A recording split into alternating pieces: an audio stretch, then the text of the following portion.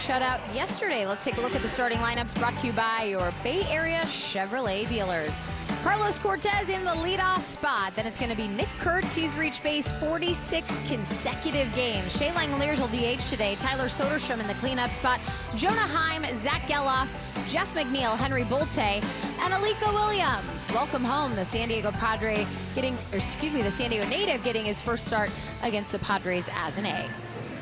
And the right-hander on the mound this afternoon, Jenny, is about as dirty as it gets. Michael King making his 11th start of the season. You can see how the first 10 have gone. He has been sparkling. 2.31 ERA. And we'll get into Michael King's arsenal a little later, but just imagine each and every pitch coming at you, moving almost 2 feet is what it feels like. I mean, he's got 17 inches worth of break on a sinker and a changeup. The sweeper is nasty as well. He can straighten you out with a good four-seam fastball. This dude is very, very tough to put the bat on. Yeah, it'll be a challenge for the A's, no question. Let's take a look at the defense for the Padres. Duran's back in catching here this afternoon. Then it's Ty France, who had all the defensive action yesterday at first. Fernando Tatis Jr. at second. Xander Bogaerts back in the starting lineup as the shortstop. Manny Machado at the hot corner. And in the outfield left to right, it's Sheets, Merrill, and Laureano. There's Craig Stammen. First year as the manager of the San Diego Padres. Pitched for the team 13 seasons as a big league pitcher, and now he's the one deploying the pitchers. 0-1 count after the first strike. Well, we've seen Carlos Cortez and Nick Kurtz be a nice 1-2 punch here at the top of the lineup. Strike two. Take a look at the umpiring crew. James Jean calling balls and strikes. It's Eric Backus at first. Malachi Moore's at second, and the crew chief Laz Diaz at third.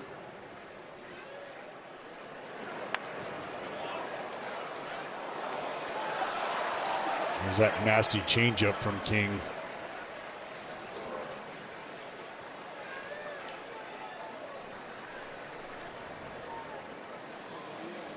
Cortez able to reach twice yesterday as the leadoff hitter. Got on with the single.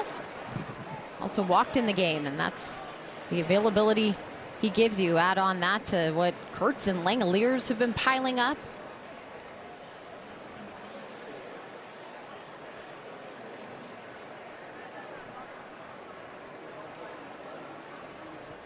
And the 0-2.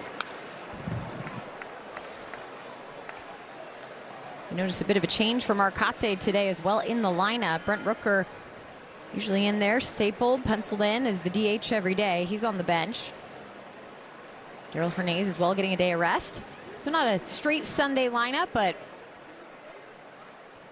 a couple guys an opportunity. In the air to right, going back to Ramon Laureano. This ball has some carry. This ball is gone.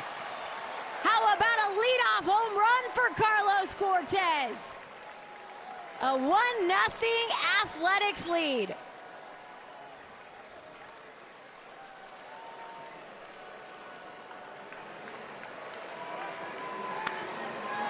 We had talked about there not being much power shown by this Athletics lineup. Remember, their last home run was Wednesday in Anaheim. Carlos Cortez has filled that void and put the A's on top here. The first hitter of the game. First career leadoff homer for Carlos Cortez. That elephant mask has to feel pretty darn good today. The A's didn't score yesterday, on the board early. We've seen the pop with Langoliers at the top of the lineup. We've seen the pop with Nick Kurtz, the element of surprise. I think that certainly surprised Michael King here.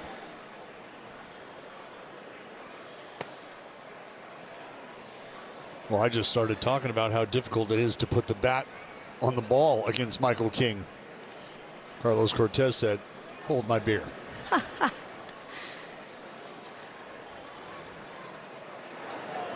Swing and a miss. 2-2.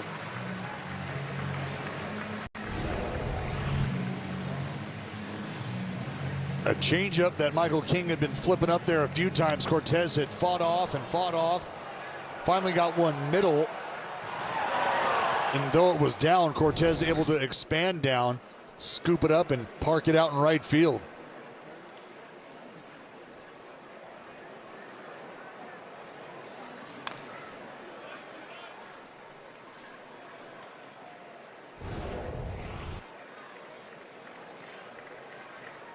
So that changeup starting to spin, just not quite enough.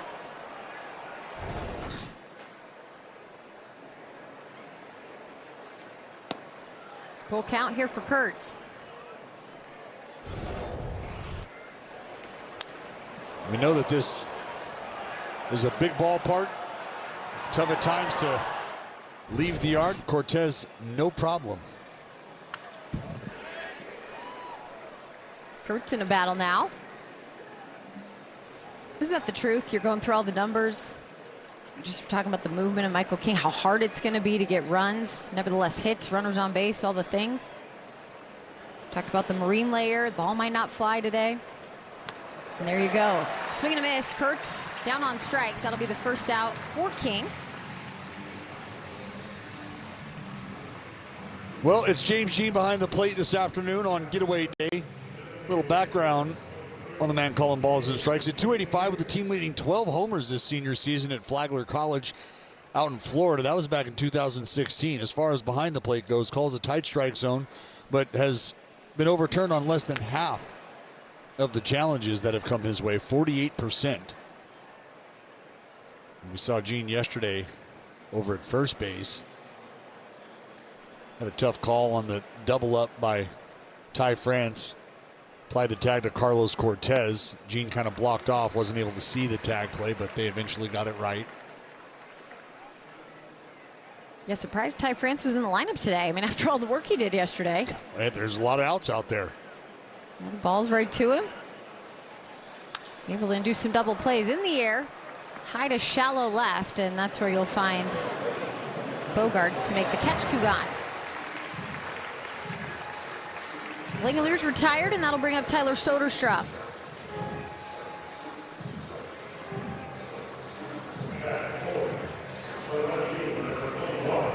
The home run that Carlos Cortez got into is the leadoff hitter of this game, just the 5th that Michael King has issued on the season. Hadn't had too much trouble with the long ball. The last one he gave up was back on May 7th. Soderstrom has a little history with King. He sure does. Speaking of that long ball.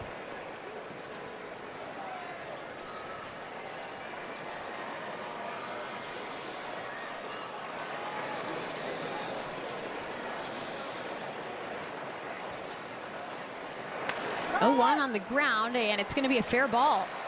Underhand France to King, and that will be the final out. But it was one big hit to start the game, and the Athletics up 1-0 thanks to Carlos Cortez, a leadoff homer here in San Diego this Sunday.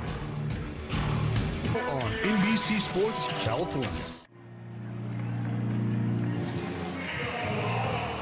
1-0 A's lead after the top of the first. Let's get you the starting lineup for the Padres, brought to you by your Bay Area Chevrolet dealers.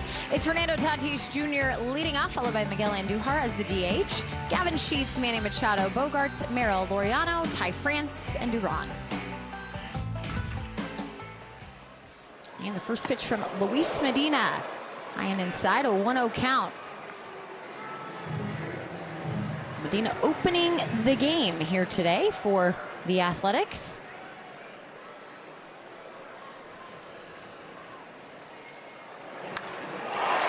Into right field, and it's going to be a base hit to start for Fernando Tatis Jr.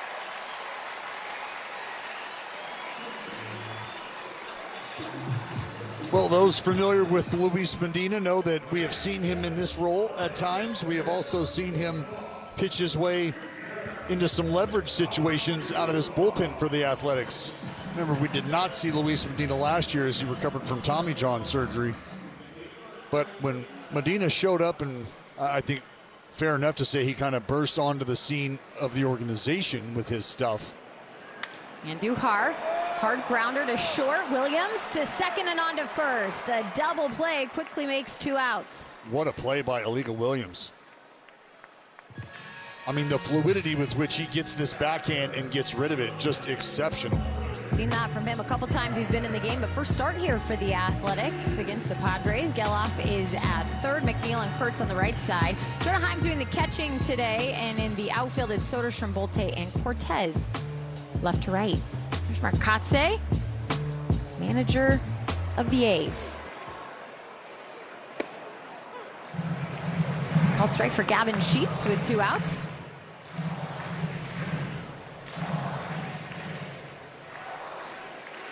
Sheets becoming a fan favorite in 2026 for these Padres.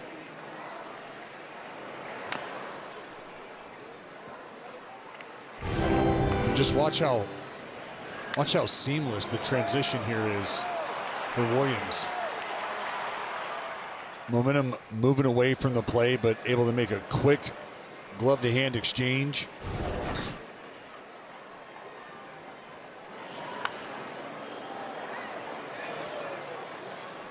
Nice for the A's defense to have a double play after it felt like the Padres were turning them left and right yesterday. For Williams, too, a homecoming here. Grew up in Poway, north of San Diego. Went to Rancho Bernardo High School.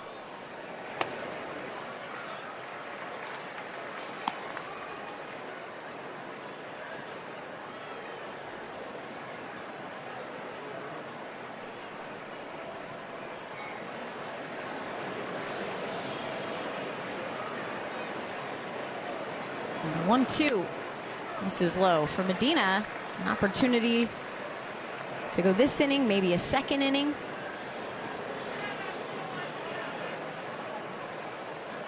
We just want, I think what you want to take away from this first inning with Medina is he filling up the strike zone? And there it is, strike 3. Changeup catches Gavin Sheets. Very efficient for Medina here in the first.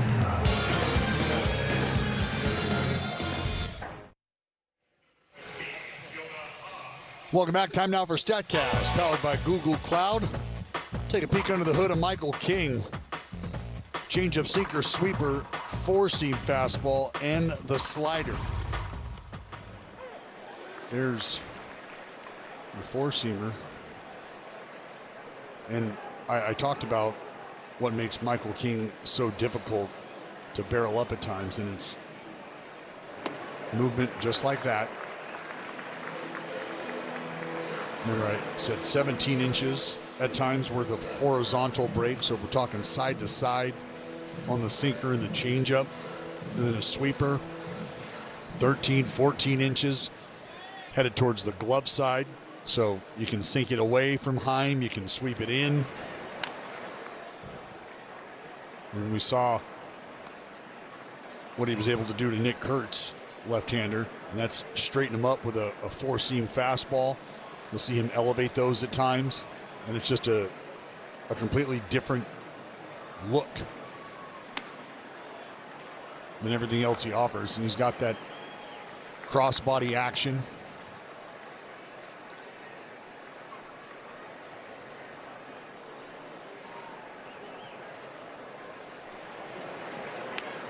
And strike 3. Back to the four-seamer. Second strikeout for King. Well, you saw the sinker about 92 or so. We've seen that four-seam fastball up to 95. And you get a look at the changeup and the slider, anywhere from 84, 86. Then that sweeping slider, less velocity than that traditional slider, down to 82. And he's not a guy that's got a huge stride length, but you can see the landing spots. And that one furthest away from you, or on the top of your screen, if you will, is where Michael King is landing, creating that crossfire action.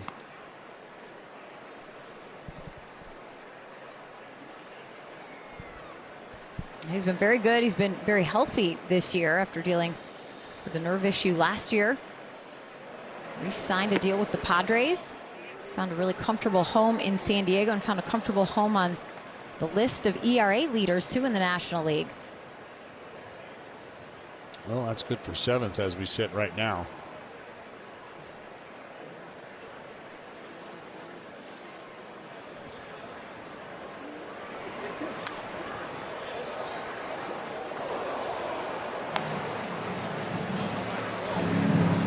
2-2 count here for Zach Geloff. 1 out in the second. A's were able to strike in the first. A leadoff homer from Carlos Cortez. Zach's had a double this series and scored a run, and that's a foul ball down the third baseline. Well, selfishly, I was almost waiting for that ball to be called fair just to see Manny Machado sling it all the way across the diamond from that low arm angle. We've seen a couple of rangy plays from the Padres third baseman this series. I think Manny talking about whether or not that was fair or foul to Laz. Close pitch, 3-2. And that is an ABS challenge by the catcher Duran. Well, the pitch was called a ball. The catcher challenged. Close ball looked a bit out. I don't know that Duran's going to be terribly excited about the call.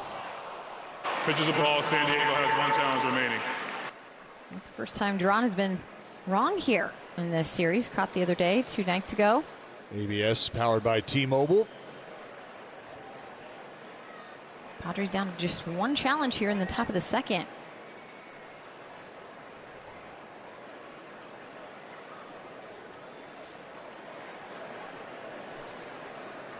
Here's the payoff pitch.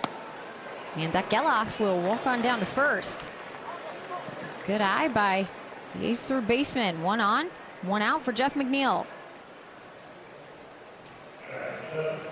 Well, you knew that base runners were probably going to be difficult to come by this afternoon. The fact that Cortez was able to put the boys on top early with that leadoff homer, always a benefit.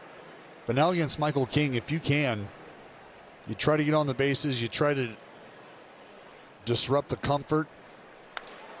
Swung on for McNeil into shallow right center. And a catch made by Laureano.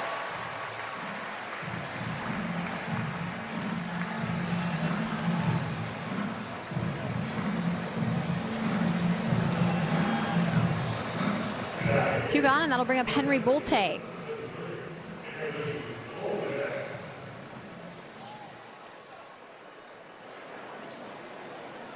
Bolte was 0 for 3 yesterday. He did have a walk. But like almost everyone had a walk on both sides. A's lineup and Padres lineup. 6 total walks for the Athletics offense yesterday. 0 for 7 with runners in scoring position.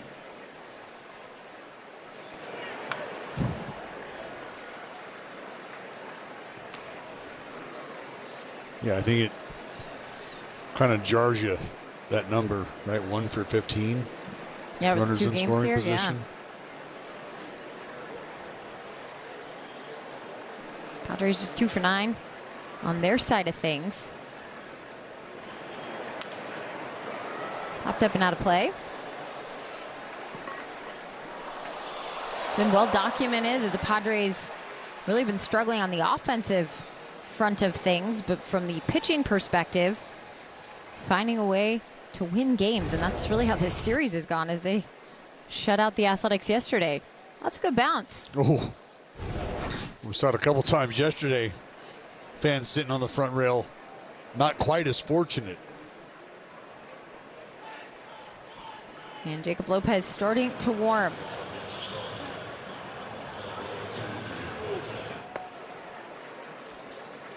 Look at the bulk today on a day that was supposed to be a star. Luis Medina opening it up.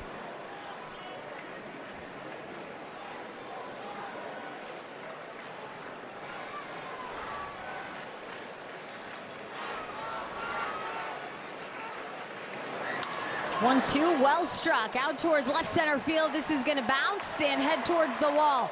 Around third will come Geloff, and in comes the second run of the game for the Athletics. Henry Bolte with an RBI double.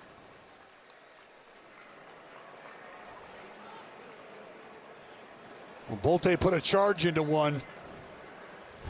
Zach Geloff was shuffling around over there at first base. Opted not to break for second. You see him break back.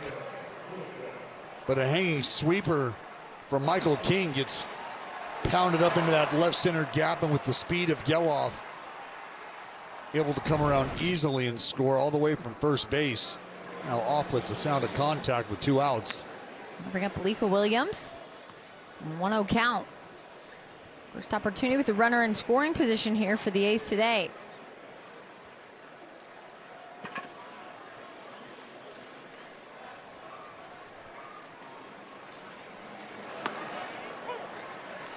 We saw Cortez on Friday night go first to home to score.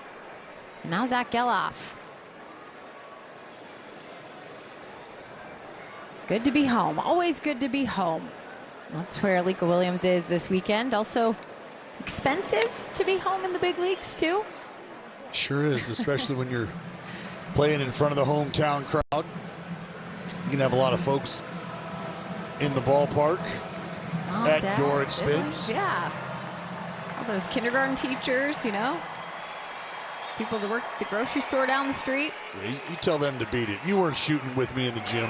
That's right. Ground ball and the left side and through. Alika Williams with his first hit as an A and make it his first RBI. 3-0 A's. Well, it's got to feel great. At home on getaway day against a pretty good pitcher out there in Michael King. You step up at the bottom of the lineup. You got an opportunity to put another run on the board. Pull it through that 6-hole. Speed of Bolte, no contest for the defense and the Athletics now up 3-0 here early against the Friars. Back to Carlos Cortez, who led things off with a home run, a swing and a miss here in the second. Show me some luck. Yeah. Atta babe.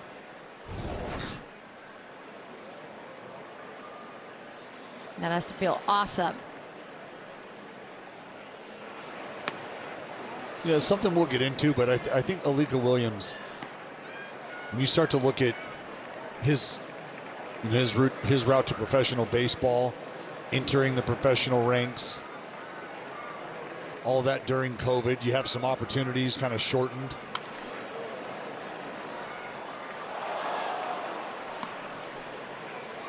But I think has done a fantastic job of just kind of rolling with the punches. You got to figure out different ways to get into the groove, get into the swing of things as you have your season, really the entire world interrupted,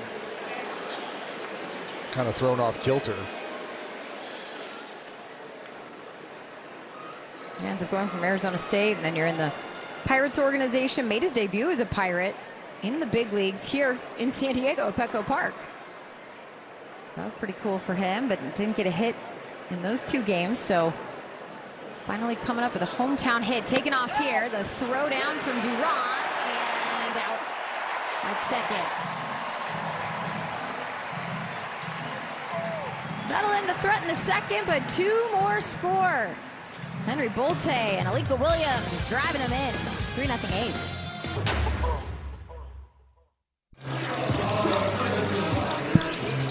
Take the A's on the go this season and stream the games on the NBC Sports app, brought to you by Toyota. Beautiful look at Balboa Park here in San Diego, the Japanese Friendship Garden. You remember I took you there, friend? Oh, is that where we were? Is that what that was? Celebrate our friendship, if you will. Nope, okay, you weren't into that. Manny Machado leading off the Padres here in the second. They trail by 3. Athletics scored in the first off of Carlos Cortez homer, scored 2 in the second. Bottom of the order getting in on the action against Michael King, and now Luis Medina continuing his opening work against the middle of the order. 1-1 count. Well, this is what you want from Medina, is a quick first inning, but an efficient first inning to give you the confidence to send him back out there. Yeah, Fernando Tatis Jr. led off with a single, and then the double play induced to Miguel Andujar, and the strikeout, just 9 pitches in the first. Very efficient. See the numbers there for Machado against righties versus lefties. Total batting average 176. It's been a struggle. To Geloff, and a ground out to make the first out.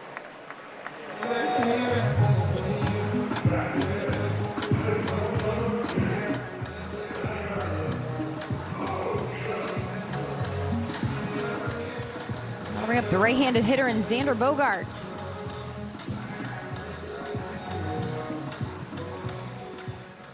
Bogart set in yesterday's game.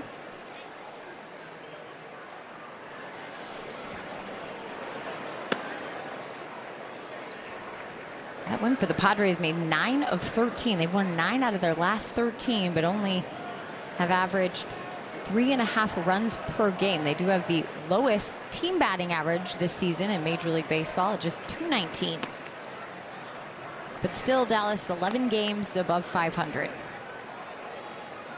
Well, I think that's one of the remarkable things is you clearly have a tough time putting the ball in play with any sort of regularity, but you've figured out how to score runs. You figured out how to beat the opponent, and at the end of the day, that's what matters, especially in the division that has the Los Angeles Dodgers in it.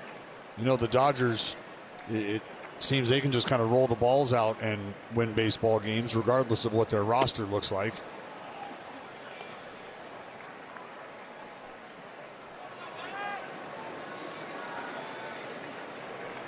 Greg Stammen trying to get this Padres team back to the postseason. You mentioned the Dodgers, though. You have a tough division to compete with. They sit a half game behind Los Angeles. Ground ball weekly hit. Tough play for Geloff, charging in and the throw off the mark. It's going to put Bogaerts on second.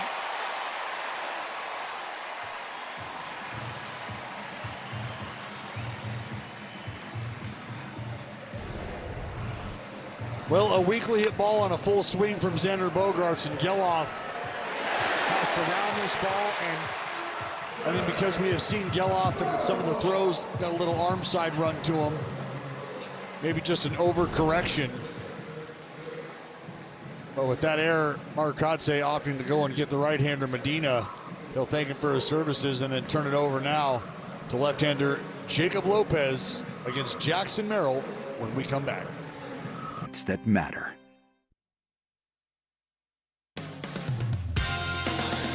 A's Baseball is brought to you by Tri-Counties Bank, California's local bank. So remember the Japanese Friendship Garden, Dallas. This is where you made the wish that the Athletics would win this Sunday. Trying to make friends with a W. That's what we're trying to do. Well, Jacob Lopez on now for the Athletics. The left-handed pitcher will have Jackson Merrill to start here. 11th appearance for him. Second time of the season not starting a game. Went with Luis Medina as the opener. He faced 5 hitters. Xander Bogaerts just got on with an infield hit and an error by Zach Geloff. He's in scoring position. First pitch slider from Lopez misses low. You can see why Mark Kotsay went out and got him with Jackson Merrill at the plate. Try to get your left-on-left matchup. You know, I think at times what can happen is when you deploy that opener, you almost want to fall into the trap of letting a guy work through some things, work through a little traffic. But Mark Kotsay and the A's said, not so fast. We've got a base runner. And maybe that was the plan all along. Hey, we'll give him the clean innings as they come. In the left field, charging in Soderstrom. He'll have the catch, and that'll send Bogaerts back to second, 2 gone.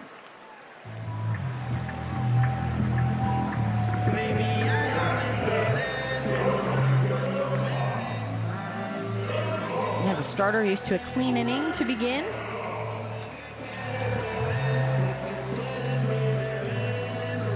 Lopez looking for one more out to get out of the second. He'll have Ramon Laureano.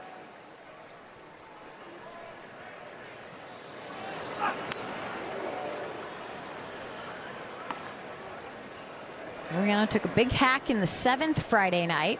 Solo home run. Gave the Padres a 4-3 lead in a back-and-forth affair. And ultimately won the game off that hit.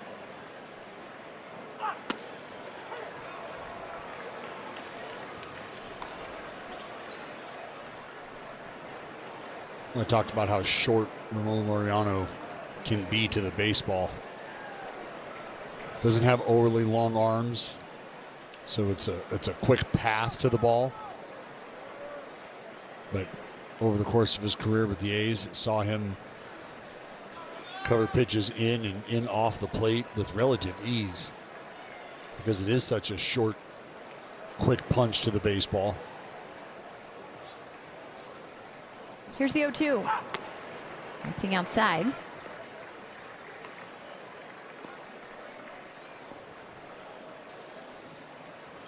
course, A's fans will always remember Ramon Laureano for hitting the walk-off single against Detroit back in 2018. 1-0 win in 13 innings. This is his major league debut. This time it's going to be a catch. Zach Geloff coming up with it. One left in scoring position as we go to the third. This powerful performance is brought to you by Xfinity. 1-0 early off the bat of Carlos Cortez. A's have been able to push 3 across here at the beginning of the ball game against Michael King, who's looking to settle in. Ground ball to first, and it'll be Ty France flipping an underhand to King. 1 pitch, 1 out. As Carlos Cortez is retired. Well, that's more like it if you're Michael King. But, you know, sometimes that's just kind of how the game of baseball works. You have a guy in Lucas Giolito who last night just made his 2nd start of the season. Had some command issues, but was able to battle and keep this offense at bay. And then you've got Michael King, who's having a fantastic season so far. And you're able to jump on him early enough and produce more offense in about an inning or 2 than you have been all series. Here's the 0-1 to Kurtz. Make it 0-2.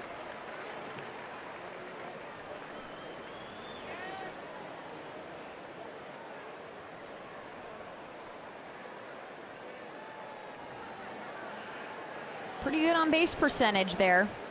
444 for Nick Kurtz, highest in baseball. Of course, he's getting on with hits. He has 52 of those. He's getting on with walks, 50 of those to lead baseball. He's just getting on. 46 consecutive games on base coming into the game this afternoon.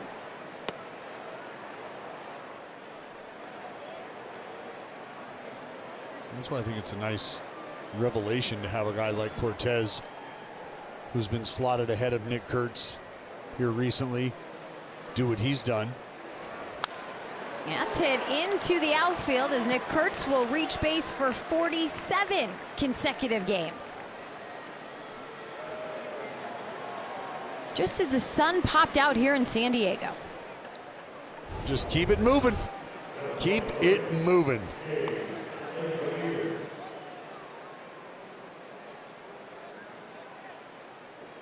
Good shot from the side there. I mean, you see how tall Nick Kurtz is. You know he's got big, strong, long arms that when he gets extended, there is just a ton of damage behind. Now tied with Jimmy Fox. 47 consecutive games reaching. Jimmy Fox did it back in 1932.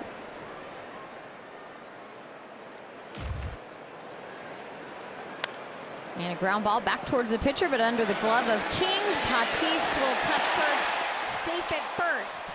Don't sleep on the fast catcher.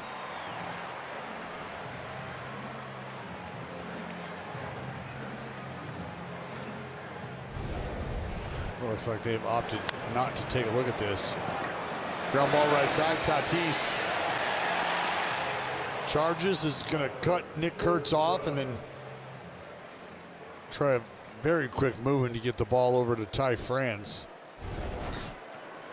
Unfortunately for the Padres, Shea Langeliers hustles down the line. 2 outs for Tyler Soderstrom in the pitch outside.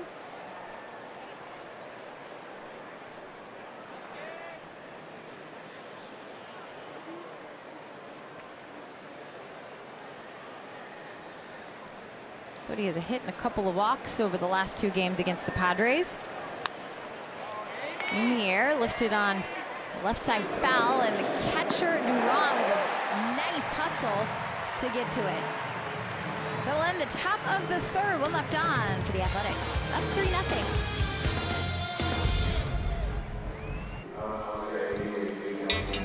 3-0. Divisional play heats up tomorrow as the Mariners sail into West Sac. You can kick off the week with Memorial Day military giveaway, followed by a special swim night featuring exclusive A's swim caps. In your holiday weekend, catching some AL West baseball. Get tickets now at athletics.com/tickets. Jenny, get that A's cap. We'll head over to the Japanese Friendship Garden. You can jump in that fountain, do a little backstroking. Maybe we do a relay. Hey, butterfly, the IM, individual medley. He's a backstroke kind of gal. You're good at the breaststroke, right? Fact. 0-1 in the air. And McNeil with the catch, 1 out. Ty France retired. It'll bring up the catcher, Rodolfo Duran.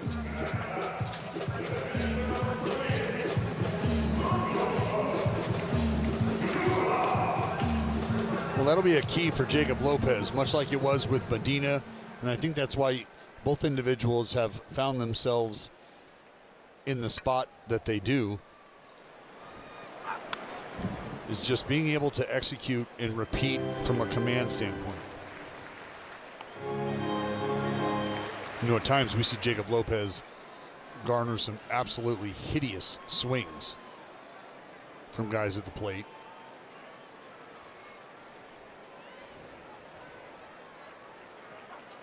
Has a lot to do with the deception. Something I've noticed too here with Jacob Lopez is maybe just moved over a bit on the rubber towards that third base side. I think at times we've seen him a little more centrally located.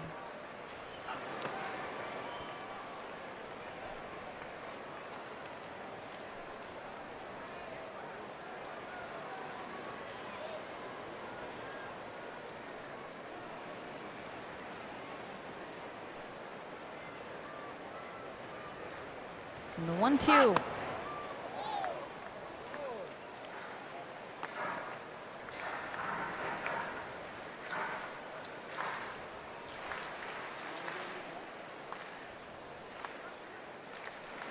Got Lopez on this road trip. It was a shortened start, 3 2/3 for him. A swing and a miss. Changeup gets Duran, 2 outs. Strikeout for Lopez. Well, time now for the Blue Moon bright spot as we look at the MLB hard hit rate leaders this season. Of course, Nick Kurtz is on there, 58.3%. O'Neill Cruz at the very top, 60.3%. But Fernando Tatis Jr. also appears on this list, 54.3%. And it's very interesting. We've been talking about it the whole series. When you look at hard hit rate, you look at barrel rate, you look at different numbers. For guys, it typically adds up to some power. Well, Fernando, 0 home runs. 238 batting average. Let's see him with the single here in the game, but you see he's had a couple of seasons of 20+ homers in the last couple of years, 25 last year. So it's been a mystery. Why does he appear on the hard hit rate list, Dallas? Well, we've talked a lot about how it's hard ground balls that can do that for you. That ball just getting pounded into the ground. Talked about how Tatis is rocking the highest ground ball rate of his career these days. Coming into the series, 54.3%. And I think there's also, you know, been a shift in how he's been attacked at the plate. He's seeing as few fastballs as he's ever seen. He's seeing more sliders than ever. And you see 86% of the hits are singles, third highest in baseball.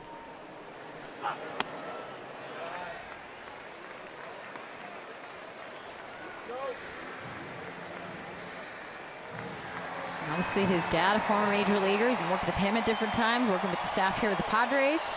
Well, and you know that can be a blessing and a curse at times, I think. Here's the 3-2. Swung on and into the outfield. Another single for Tatis. He'll try and stretch it for 2. Here comes the throw, and out at second. See if the Padres want to take a look at it. Hand is up in the dugout there. Tatis hoping they do, but no, they're gonna roll on as the Athletics get the final out. What a throw.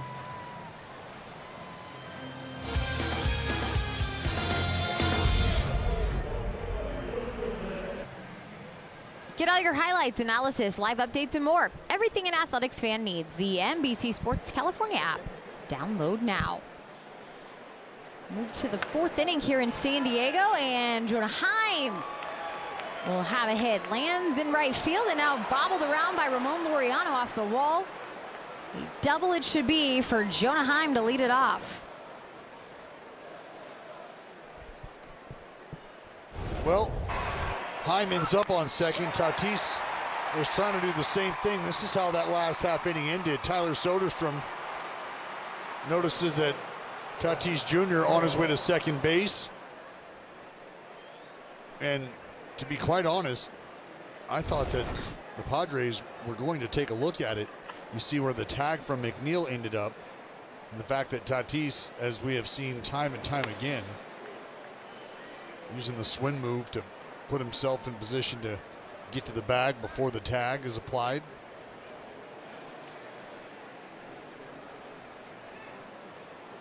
Gallup with the chance, a runner in scoring position here in the 4th.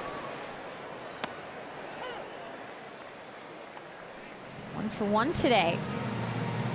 Same amount of hits they had with runners in scoring position the last 2 days. Just 1 for 15 coming into the finale.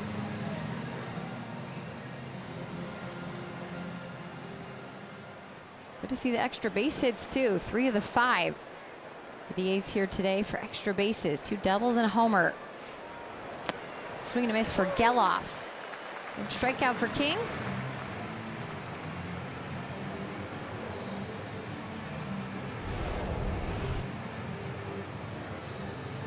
A little slider that just starts away, stays away.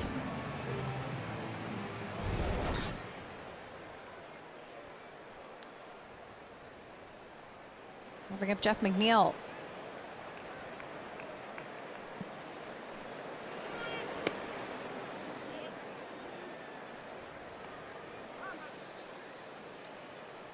Dallas, you've talked about how good King can be with the movement he has that hitters have to contend with in opposite directions. I think his numbers reflected. First time through the order, just a 117 batting average.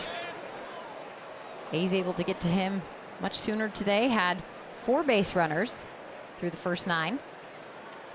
Second time through, batting 182, and then if he gets to the 3rd time through, it opens up 333.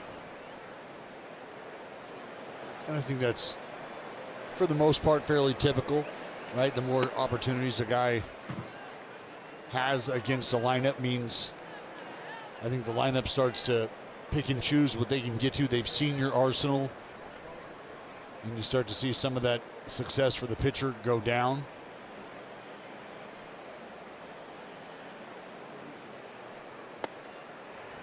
Two and two.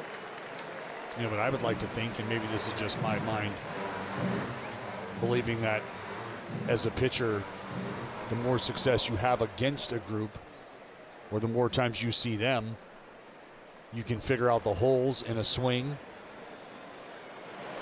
You take note of the way guys have, you know, offered at some of the pitches you've thrown, the way that they've taken some of the pitches you've thrown, and that can give you information that allows you to navigate the at-bats accordingly.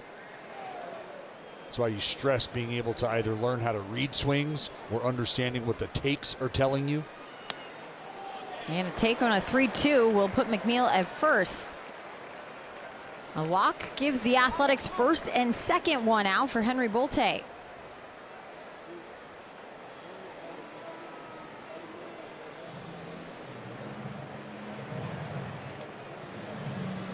Adrian heading out to the mound, and the pitching coach coming out as well. This meeting on the mound is brought to you by the injury attorneys of Ashton and Price.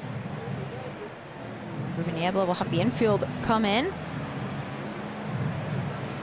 This is the bottom of the A's order, but Bolte and Williams both collecting hits today, driving and runs. Well, always a benefit if you can get some help from the bottom of the lineup, and it just means being able to turn this thing over and You get more exposure for the top of the lineup to the same pitcher. Bolte back in the second. That double in the left field gap brought Geloff all the way around to score. Remember Geloff, the way he was dancing over there, was thinking about taking second base.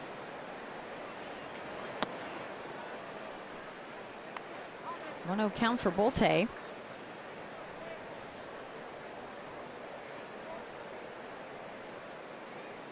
Hitting .303. There's 33 at bats here after making his major league debut on May 13th.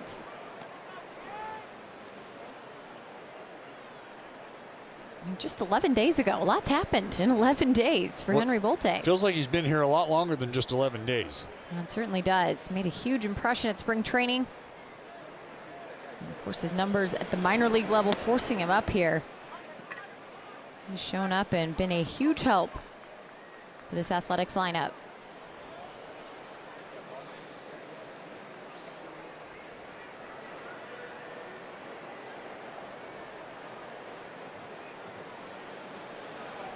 Here's the 3-0. Taking all the way, and it will be ball 4. Load him up.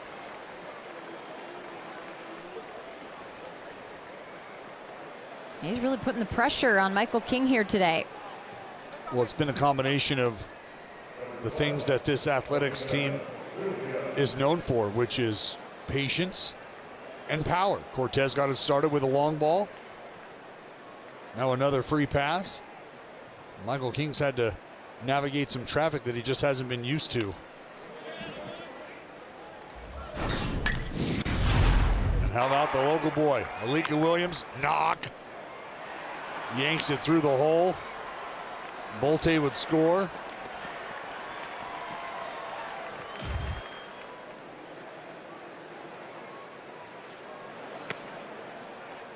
I mean, there really is just no better feeling, and speaking from experience, having been able to play A-ball in my hometown, played AAA in the town that I went to junior college, shout out American River Beaver Den,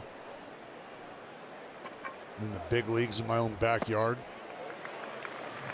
There's just no other vibe like playing in front of friends and family, and especially being able to do it consistently. And I'll tell you, I mean, candidly, there's just a little extra added sense of pressure.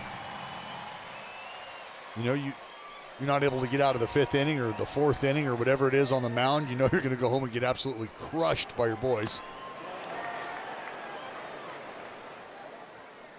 Long line of people ready to tell you just how bad you are and how much you don't deserve to be where you're at. Nice being home, right? Looks like Don's going to end up wearing a piece of this.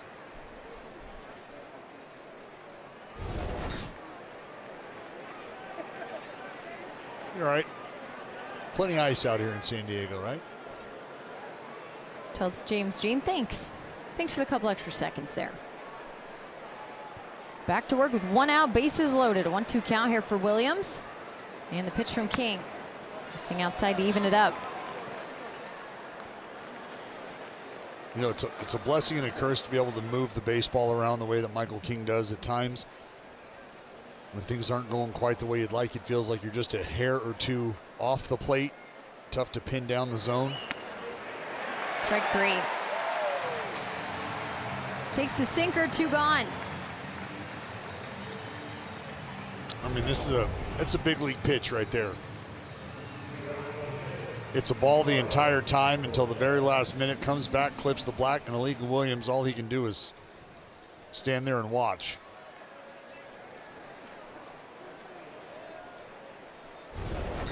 Still an opportunity with bases loaded, 2 outs, and Carlos Cortez. He'll take a pitch. We'll see if Michael King decides to flip another changeup up there to Cortez. Cortez now seeing King for the 3rd time here in just the 5th inning. That's going to get to the backstop. In comes a run in Jonah Heim. 4-0 Athletics.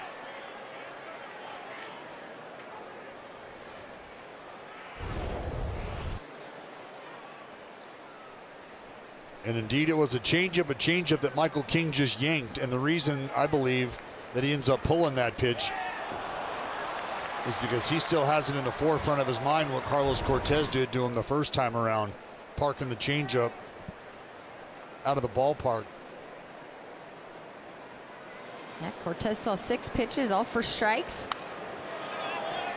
6th one landed out in right field. Just off the top of the wall for a souvenir. 4 earned runs now against Michael King this afternoon. Ties a season high in earned runs. Runners at 2nd and 3rd. Here's the 2-1. Now make the 3-1 count. Now their bullpen is going to get going as King's approaching 80 pitches here in just the 4th. Marinach moving around. Cortez swinging and a foul ball. We'll see if Michael King now decides to go with that 4-seam fastball. Remember, it was a pitch late in the at-bat against Nick Kurtz he went to.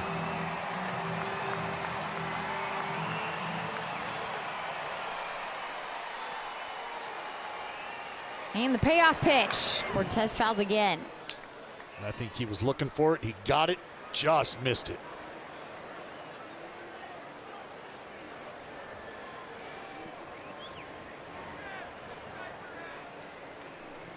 McNeil at 3rd, Bolte at 2nd. 3-2. And Cortez holds up. He'll load the bases, keep it moving on to Nick Kurtz. Well, this could be trouble for Mr. King here. But I don't know that he's going to hang around to see Mr. Kurtz. Skipper's on his way out to the mound.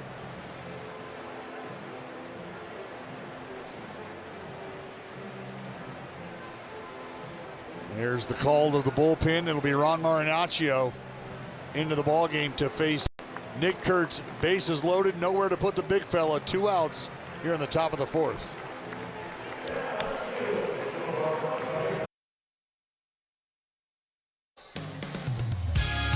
A's Baseball is brought to you by River Rock Casino. Join us for your chance to win a share of $340,000 on Saturday, June 13th. More scenes from Balboa Park here in San Diego. A's up 4-0, top of the 4th, bases loaded. And a pitching change as Michael King was ran. His worst outing of the 2026 season. Lasted just 3 2/3. Ended up walking for Dallas. All those runs, the leadoff homer to Cortez. And now it'll be the bullpen from here on out. Marinaccio, 19th appearance for the right-hander, has got some work to do. Yeah, he did. 1-1 for Kurtz.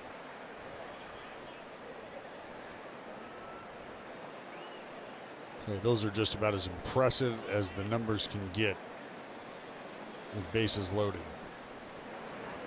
McNeil, Bolte, and Cortez out on the base path.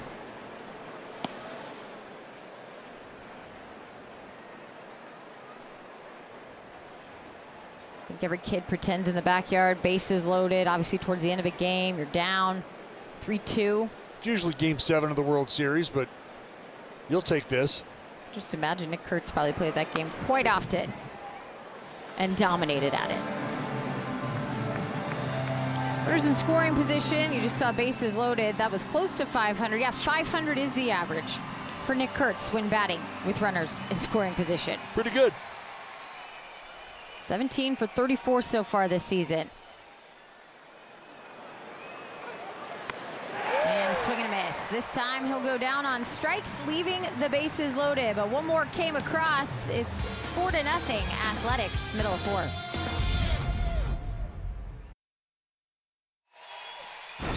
Time now for the in-shape endorphin player, baseball Hall of Famer and closer Trevor Hoffman. 15+ seasons with the Friars, traded from Marlins in that Gary Sheffield deal, if you remember. And, well, the Hoffer did not disappoint. 552 of his 601 career saves with the Padres. As you know, they build statues of folks like that around here. Number 51 retired, as it should be.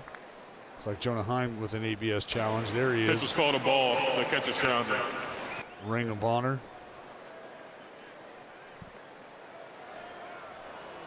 Pitches a strike. Athletics has 2 challenges remaining. So successful for Jonah Heim. It'll make it a 0-1 count here for Miguel Andujar. You know, for me, what was, I think, one of the more impressive things about what Trevor Hoffman was able to do is, as he got later into his career, you don't have quite the same fastball, and that's understood. I think people get that. But for the changeup to still continue to be the weapon that it was and make really, really good hitters look just absolutely elementary at times. Driven out towards right and in the corner foul.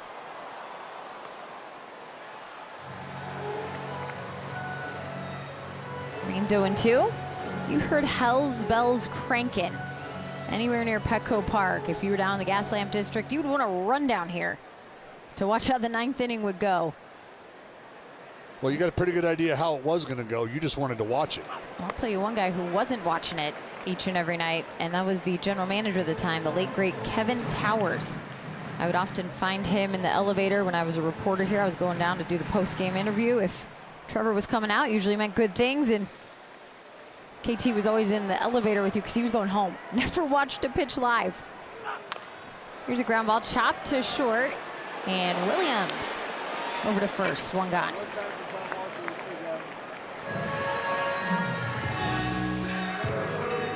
Think about it for Hoffman. He became the all-time saves leader at the time in 2006, 479 saves, ended his career with 601. And of course, we know that Mariano Rivera ended up as the all-time saves leader, 652 of those.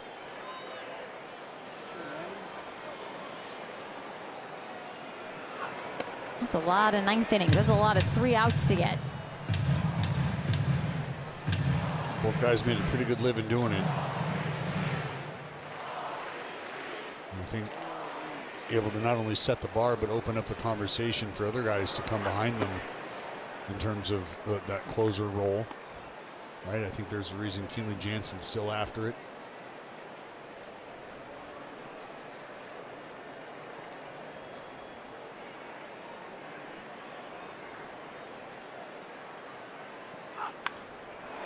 Shoots it into left.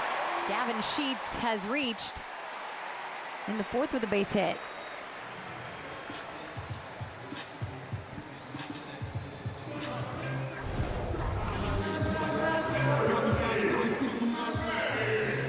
Fastball from Lopez starts to elevate. Sheets able to stay inside of it, even at the top of the zone.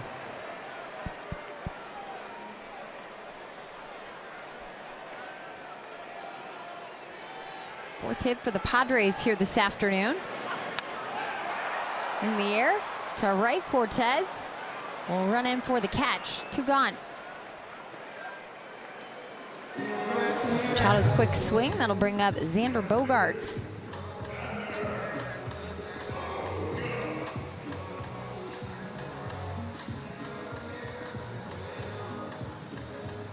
Bogaerts has one of those 4 hits. It was an infield single. He ended up at second off an errant throw from Zach Geloff. The only runner that's been in scoring position for the Padres today.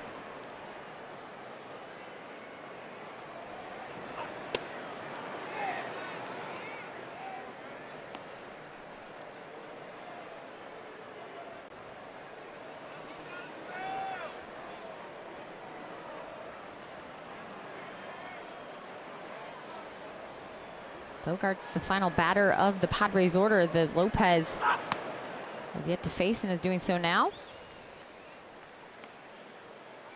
So through 9 hitters, not much time to tell, but can the opener be a good thing?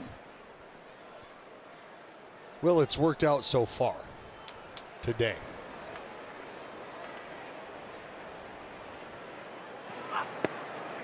3-0 here for Bogaerts. Something that was, I think, really more an exploratory measure than anything in baseball. I am a staunch believer in, if you want guys to learn how to start baseball games, they have to be able to start baseball games. And I understand that at times where you're just trying to do everything you can to put guys in the best possible position to have success. But for me, that's just something that I understand, that I appreciate, is the opportunity to learn how to work through some of the issues instead of really, trying to almost circumnavigate the issue without addressing. Inside, and Bogaerts will head to first on a walk.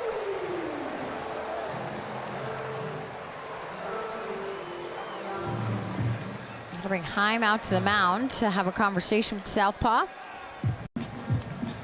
Jackson Merrill, the left-handed hitter. This meeting on the mound is brought to you by the injury attorneys of Ashton and Price. It's an interesting conversation too, Dallas, when you kind of take the chunk of what a starter can do. The average right now in 2026 for a starter in Major League Baseball is between 5 1/2, 5 1/3, and 5 1/2 innings. So does it really matter where you deploy the bulk of those innings, right? When you take an opener, you're going to have relievers that have to fill about 4 innings anyways any given night. Well, you feel like, I mean, what you're trying to do is avoid that extra exposure to the top part of the lineup. Kind of a counter match to how lineups have been constructed, right? Yeah, and it's telling yourself, all right, hey, we can get that first part of the order taken care of, and if you can be efficient and work your way through this lineup, might be later in the game until you see that top part, which would be for the 3rd time, now just the 2nd time.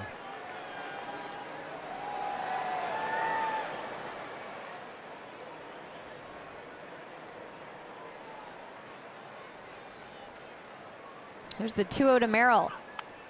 Foul back.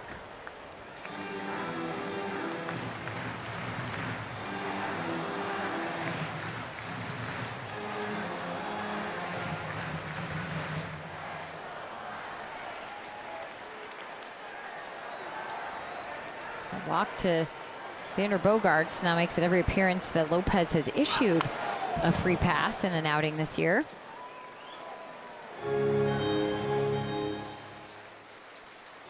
If Lopez was to have started the game or started his outing against Machado, it wouldn't be until the 7th inning, if he was clean, 3 up, 3 down, really performing perfectly. It wouldn't be till the 7th inning until he saw Tatis and Andujar and Sheets again. Right. For the 2nd time.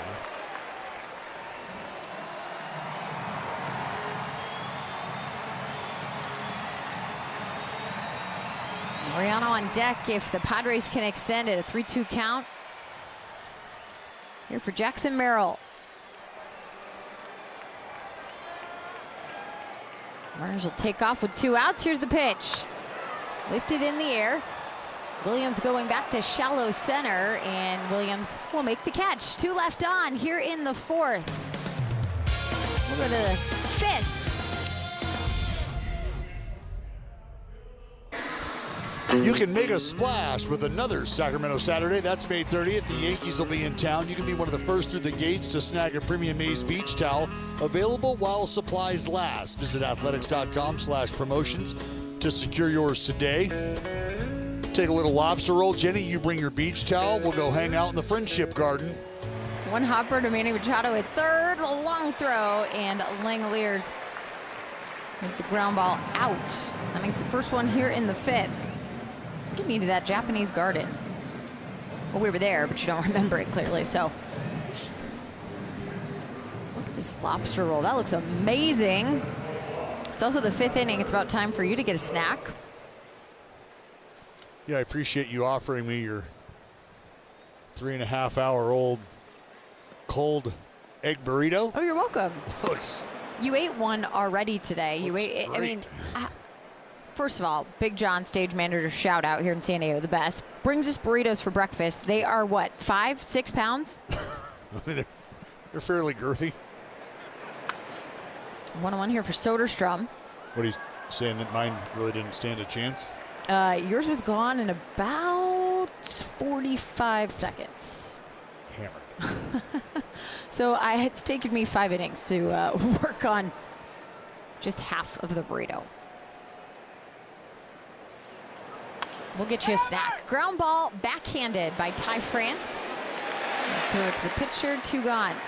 Yeah, that lobster roll got me thinking about I had a sizable lobster tail last year in Houston. Found a great place. We sat down and I noticed that there were lobsters. We were with our great director. There was a lobster tank and there was a massive lobster on one end, all the other lobsters on the other. And I felt like, you know what? I needed to do the Lord's work and settle some things in that tank. And I ate that bully. Sure did. 5-pounder gone. Let me guess. You went back to the hotel, got your waders, came in, had your rubber gloves up to the old shoulders. I just looked at him. Dug it out yourself? Said, I see what kind of havoc you're wreaking in this tank, pal. You're mine. I went to Jonah Heim, and that's low.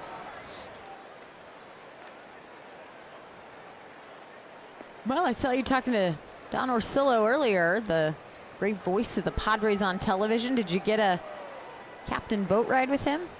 Well, you going out fishing? We're booking a charter on the mini yacht. Me, him, and Mud. Confirmed we're probably not all three going to be able to fit in that thing.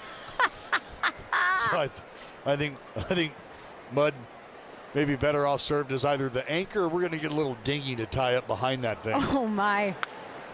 That's hard hit. Out into left, Jonah Heim with a 2-out knock and a 2-hit day. Swing it backstop. Double back in the 4th. Fastball shot the other way here in the 5th. Pretty good approach from the left-hander this afternoon.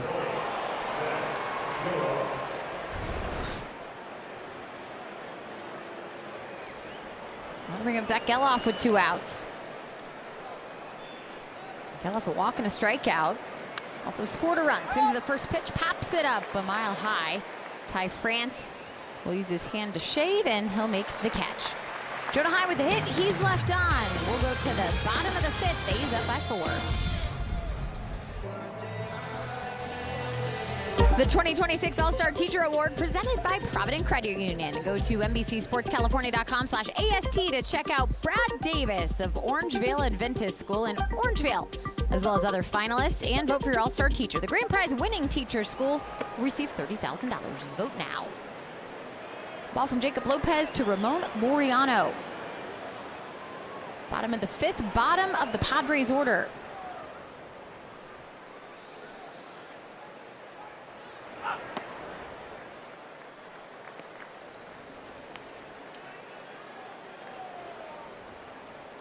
Couple of former A's over there in that Padres clubhouse right now.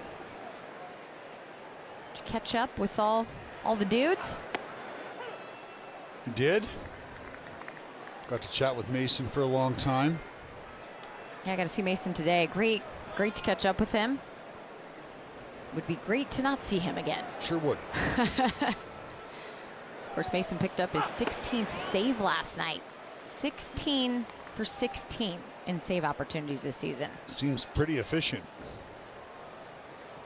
He's been doing work. Of course, Laureano, a different era of A's baseball. Miguel Andujar.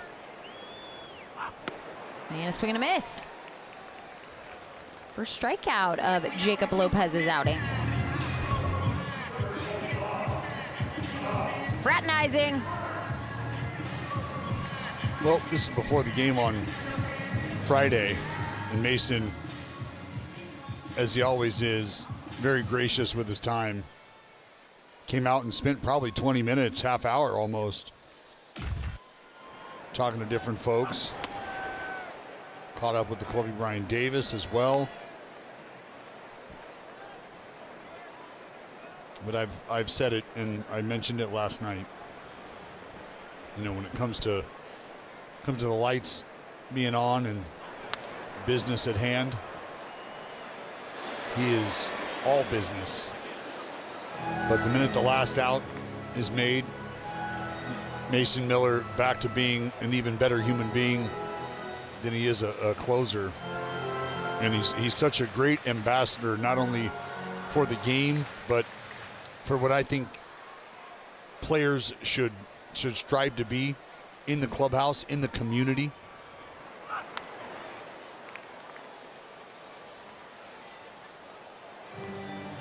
Yeah, truly a model player. Using your platform really for a purpose too. We know Mason did such a great job of that in Oakland, and then obviously on to Sacramento on the road with the Athletics. Still does that, helping kids with diabetes here in San Diego with the Padres.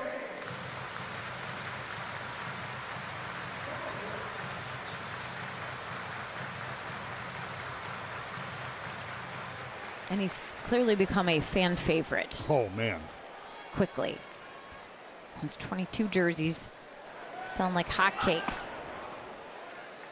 Coming out to corn. Well, he's not a little fella either. No. So he kind of sticks out, and you can imagine Mason rolling around town. He's going to get spotted quickly. Here's the 2-2 to tie France. A ground ball on the left side, and that has eyes into left. Base hit for France.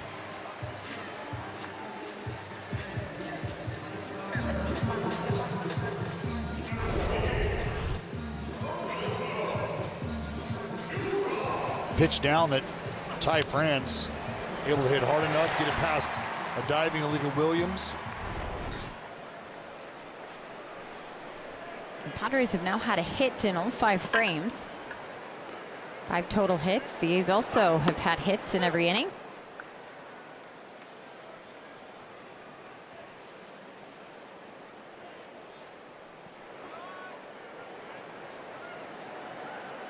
Duran struck out in the 3rd. Now facing Lopez here for the 2nd time with a runner on. 0-2.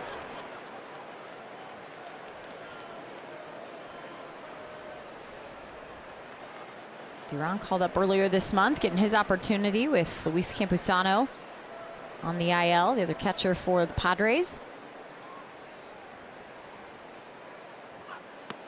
Strike 3. Slider from Lopez.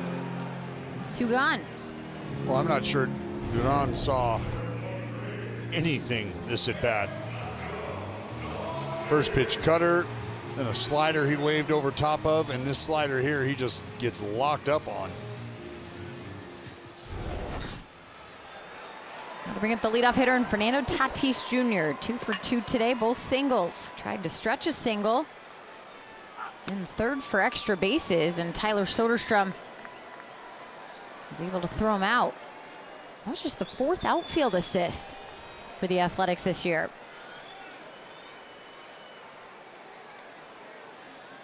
Well, we know Sodi has turned himself into a pretty good defender out there. It may be a matter of guys just deciding, you know what, don't know that we're really going to test it. Yeah, you finished top 3 in the Gold Glove category for left field when you started the season playing first base as a traditional catcher. Swing and a miss. We talked so much about it in his defensive work and getting in the outfield. We talked about Zach Geloff moving infield, right side infield to center field, now to third base. Really, these guys continue to get called up. We've seen Henry Bolte, Nick Williams now. You just look at athletes. There's a lot of athletes on the 26-man roster. I know you think every pitcher on the roster is an athlete. Well, we are. But typically the pitcher doesn't get an opportunity to go play center field and then come in and play the infield. They just kind of stick to the mound. Talking about what Zach Geloff has done.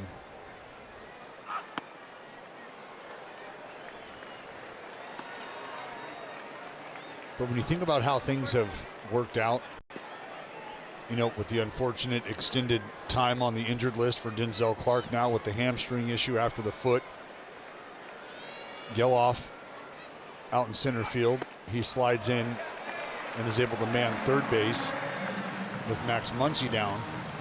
What does that do? That allows the arrival of Henry Bolte to come in and make an impact. I mean, it was a promotion that was well deserved, but it's a seamless transition now simply because of the need in the position.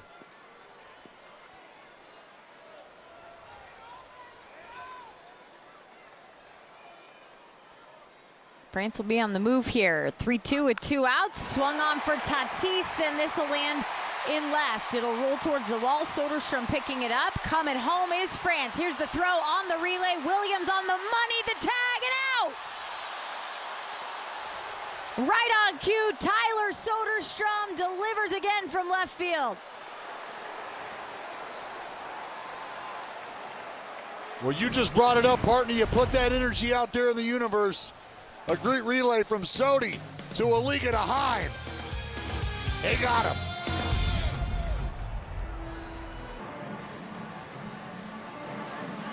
Athletics still up 4-0. Kept the Padres off the board there in the 5th with some great defense from the outfield. Always a good chance to add. 6th inning, it'll be the bottom of the order. Jeff McNeil, Henry Bolte, and Alika Williams. First pitch and a ground ball to shortstop. That's exactly where Bogarts was. 1 gone.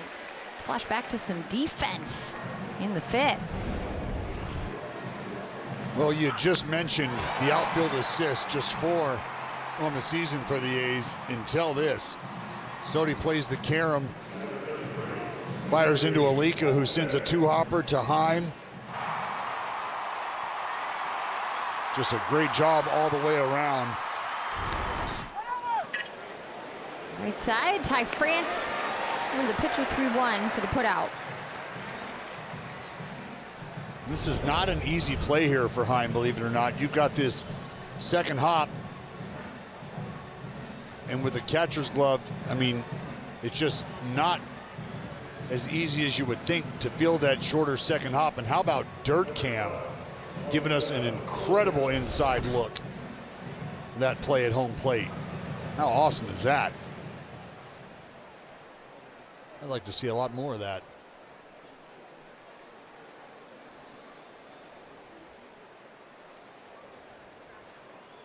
Ramon Hernandez going over things with Jonah Heim.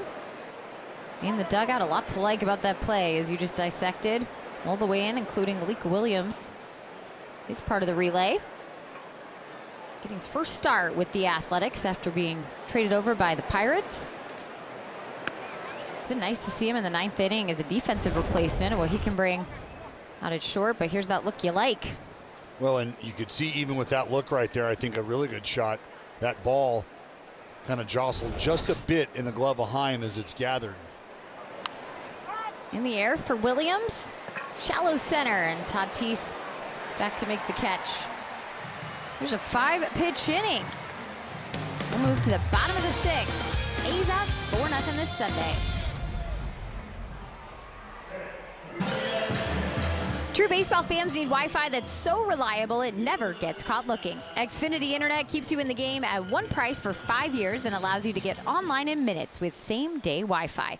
Xfinity, imagine that. You left your beach toys out on Coronado Island this morning. Plenty of beach toys out on Coronado Island. That's the home of the Naval Warfare Station. Let me guess. You've been over there. A time or two.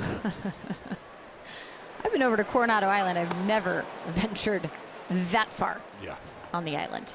A lot of fun to be had over there. 0-2 count from Galen Duhar.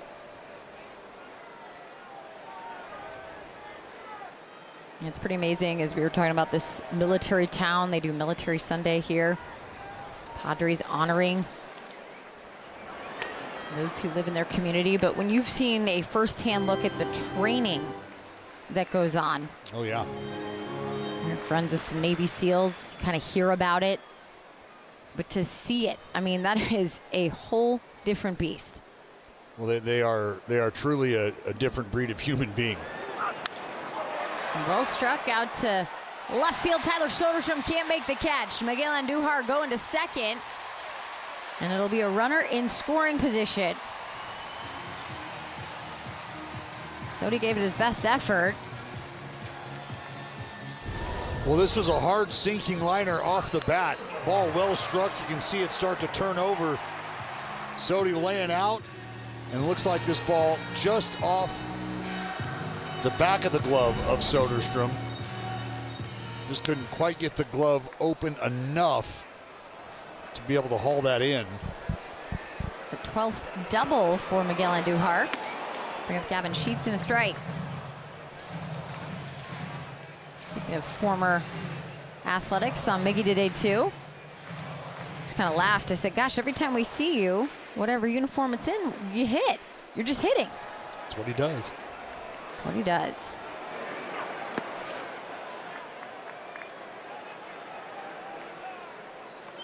Yeah, he was a fun guy to have around. Just a love and a passion for the game that's infectious.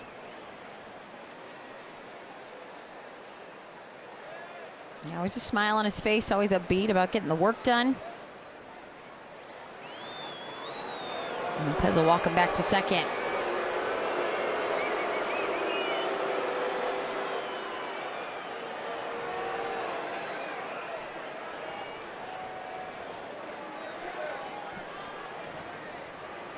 Padres are 0 for 3 with runners in scoring position. Broke the plane there, 1-2.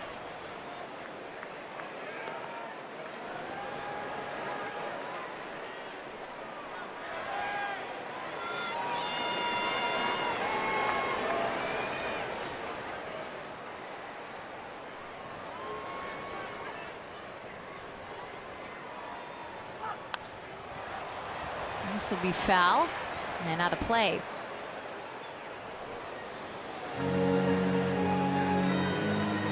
Perfect world today. What would your plan be for Jacob Lopez? We're at 68 pitches here, coming in as the bulk guy.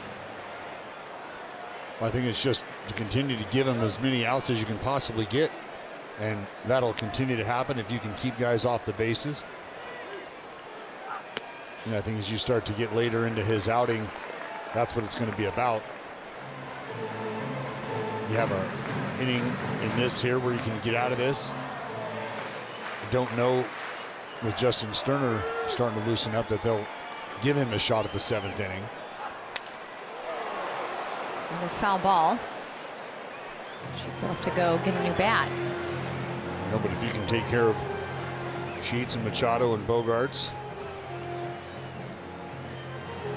now we're talking about being able to start that 7th inning against a left-hander in Jackson Merrill. And from there, it might be a chance to turn it over to Sterner, but I think Sterner cranking right now where could very much be in this ballgame sooner rather than later. The 2-2. Ground ball down the first baseline. Kurtz has it. It'll move Andujar over to third. 1 out.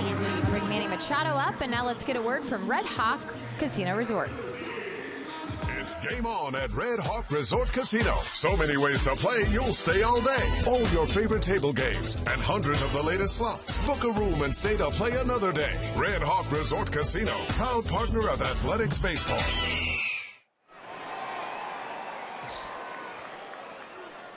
That'll bring Manny Machado with 1 out, 90 feet from home. Stands a potential first run for the Padres. These have done a good job keeping him off the board through traffic in each inning now. Machado 0 for 2, had the ground out and the fly out.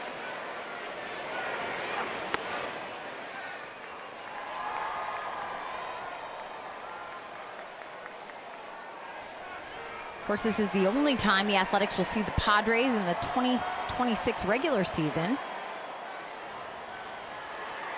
It'll be interesting as we follow baseball all year long to look up in August and September and see if the offense for Manny Machado, Fernando Tatis Jr. looks any different than what it's looking like here in late May. And again, I think kind of like the Athletics, happy with the fact that you've been able to win ball games even without some of your key contributors clicking the way that you would normally be used to them doing so. But that's why this season, as long as it is, requires everybody at some point in time to be able to get the job done, whether it's for a short burst or a sustained period. In the air, out to left. Soderstrom came in, and now he'll jog backwards to make the catch. Home comes the first run. The sacrifice fly for Manny Machado as he plates Andujar. It's 4-1.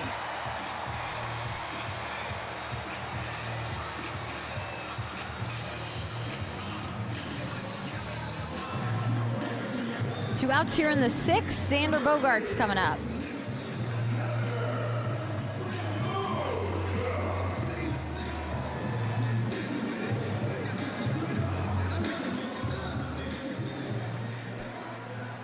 Bogaerts had an infield single and a walk today. It's just his second hit of the long homestand that the Padres are on. They faced the Los Angeles Dodgers before the A's came in, and up next will be the Philadelphia Phillies.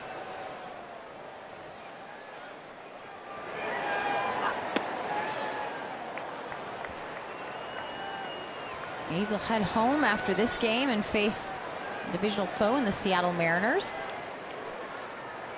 Mariners lost today 8-6 to the Kansas City Royals.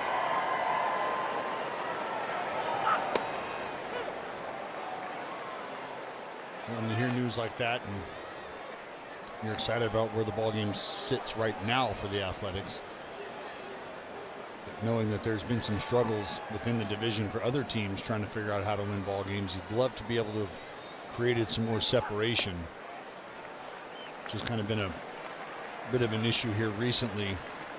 Trying to run away from the rest of the division just feels like you're trying to run in a dream. You quite can't get another step ahead. Of course, the A's at 500, 26-26. They've been in first place for almost a month, 28 consecutive days. You look up and down the division, the Mariners, the Rangers behind them at a game and a half, but no one's really gone on those big streaks. Which again, I guess good news with the A's up top 3-2, and it'll be a foul ball. Athletics over the last 10, 4-6. Mariners 4-6 over the last 10. The Rangers just 5-5. The Astros been winning a bit more, but had such a poor start to the season through all their injuries. They're 4.5 games behind the Athletics. The Angels, of course, with a really tough record in baseball at 19-34. Still very early. We're not even to Memorial Day, but tomorrow it will be Memorial Day. Well, you're still within a series in terms of striking distance.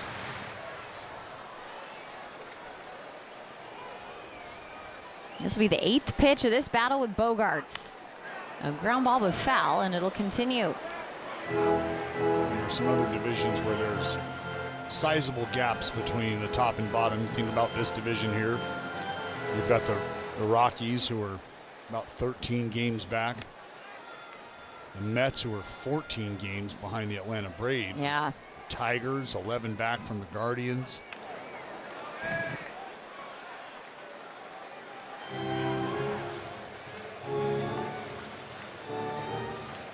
And it's the NL Central, where just 4.5 games separate the Pirates, who are in last place, and the Milwaukee Brewers. All the teams in that division above 500. 10th pitch of the at-bat. This one in play to right field, and it's going to land. Bogaerts gets on for the 3rd straight time today, his 2nd hit of the game.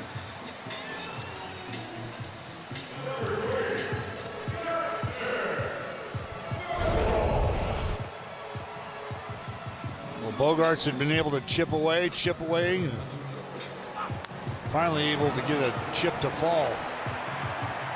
This one dunked right out in front of Cortez. This meeting on the mound brought to you by the injury attorneys of Ashton and Price. I think Scott Emerson, in so many words, let him know, hey, this is your guy. Take care of business here. The left hand will be a job well done.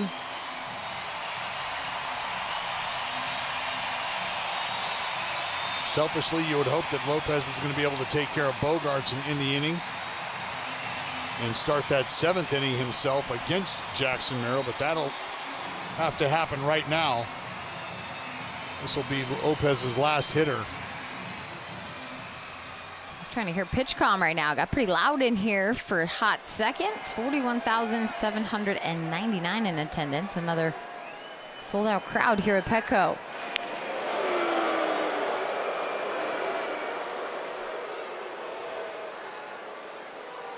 Third time for Lopez facing Merrill.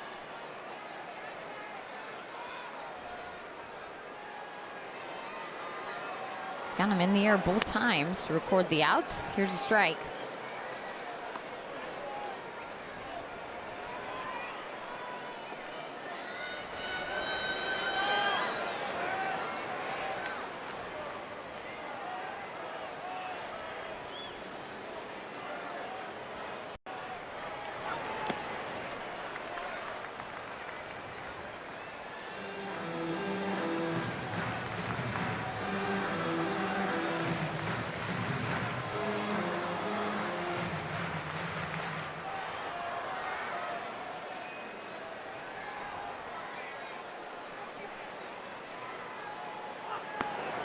Pitch missing low again, 2-1.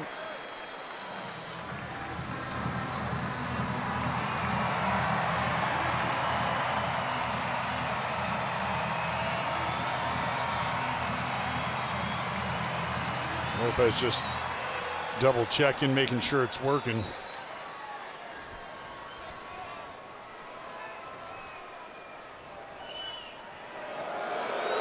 And the second disengagement.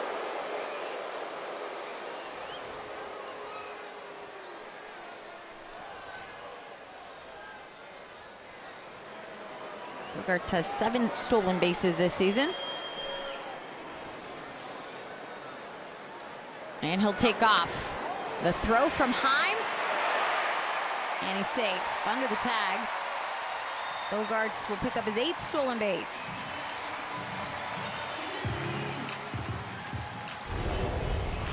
Bogaerts had started to lean a bit. Pretty good slide. Able to hold the bag.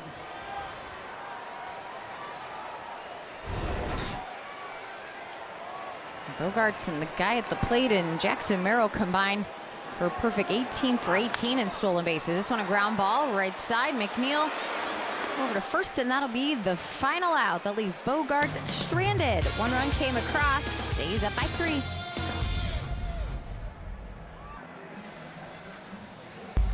Score big on authentic gear at MLBshop.com. From official jerseys and memorabilia to hats and hoodies, we've got the entire season covered for you. Visit MLBshop.com/athletics, the official source for your athletics gear.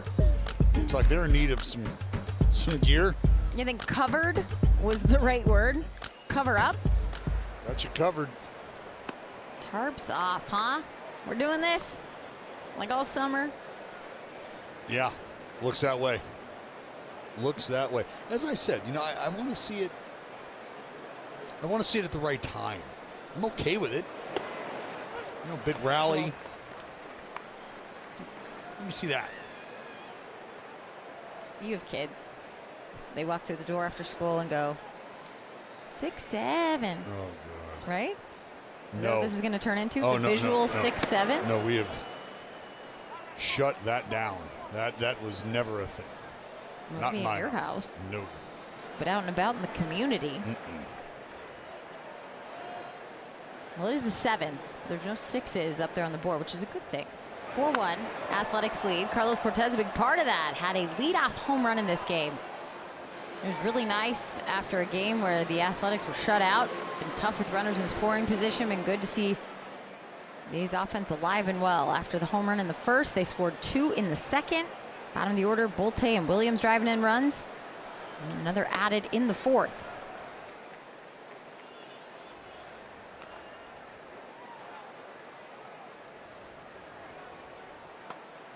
Marinaccio came in for a shortened day. The Padres starter Michael King, just 3 2/3 for him, a rough one.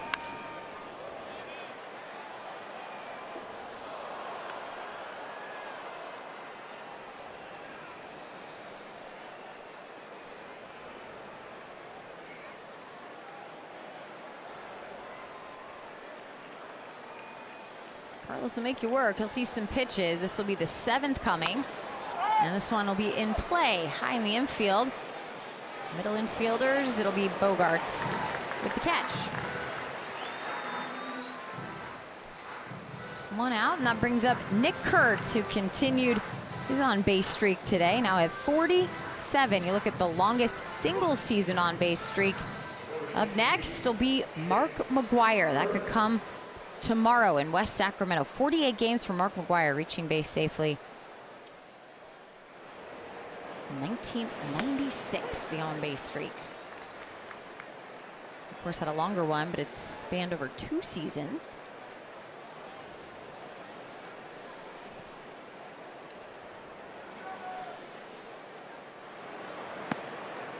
One and one here for Kurtz. And just such an incredible feat.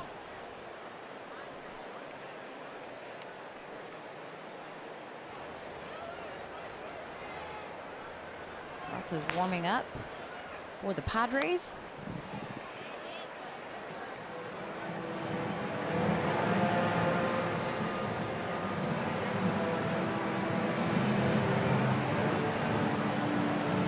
Today marks game 169 in Kurtz's major league career. He's reached base, Dallas, 148 of those. That is just mind-blowing, right? We're looking at the streak, the span, and then as you just kind of expand it out over to the entire body of work of his major league career so far, more often than not, you feel like he's going to get on. 3 and 2. It's just, again, the fact that it's happening at his age. Right. You know, with the walks and the plate discipline that you see, the strike zone awareness. A walk here, right on cue. Walks back into the count. Full count and a walk. Sure as the sun rising.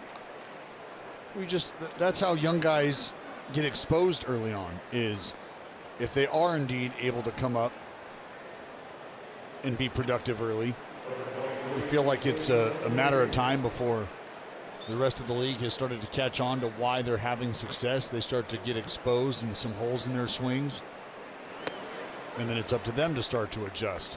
And I think that may have been the case for a little while at the start of this year, where I highlighted some adjustments that Nick Kurtz was going through and had made. And I think since we have seen that adjustment complete, you have been reintroduced to the Nick Kurtz we all came to know and love over the course of his Rookie of the Year campaign.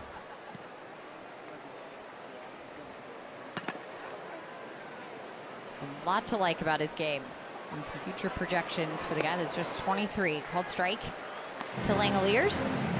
1 and 2.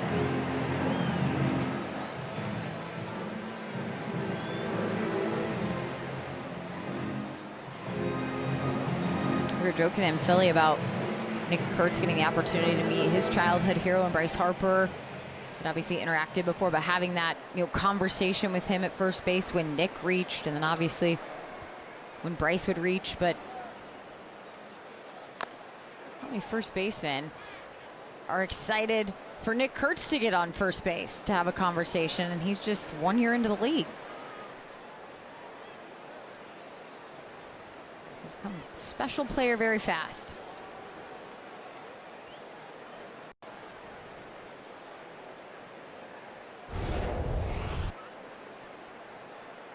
And Shea caught that one right on that front shin. Here's the 1-2. Take 2-2. Great eye. Close pitch. Shea had his own on-base streak. 20 consecutive games. Broke up with an 0-for-4 night against the Padres Friday. Ended up with a double yesterday. And here, a swing and a miss. 2 gone.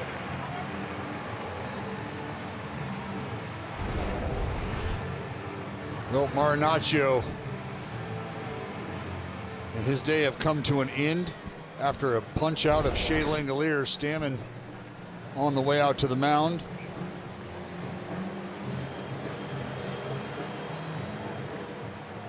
Pretty good job by Marinaccio. We'll see Tyler Soderstrom when we come back.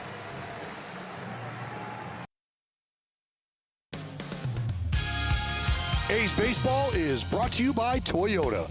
Class-leading MPG and more hybrid models than any other brand. Toyota, let's go places.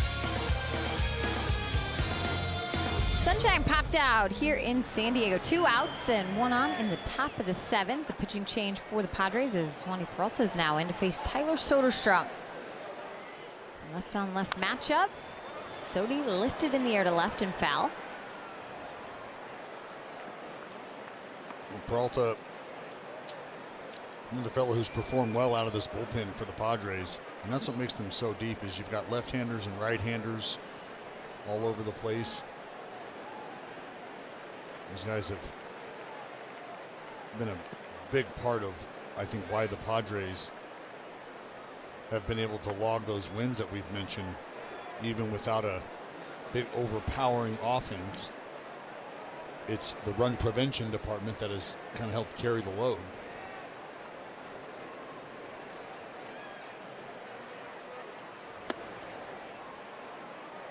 Yet on their defense, and the fact that the Padres don't make many mistakes in the field. 16 errors on the season. Defense and pitching still works. Ground ball. And it's going to be off the glove of Peralta. Sodi will get on, and we will continue here in the 7th with the A's offense. Well, Peralta has Xander Bogaerts. You can see essentially right behind him. Xander Bogaerts would have been able to make that play fairly handily. Instead, it's Peralta turns and makes a stab at it, reroutes the baseball, and now the A's with 2 on and a guy who has hit the ball hard a couple times this afternoon, Jonah Heim, now at the plate. Yeah, he has. This time hitting on the right side, the switch hitter. 2 for 3 with the double, a single, scored a run. Comes off a wild pitch in the 4th. Gave the Athletics a 4-0 lead. The Padres have answered back 1.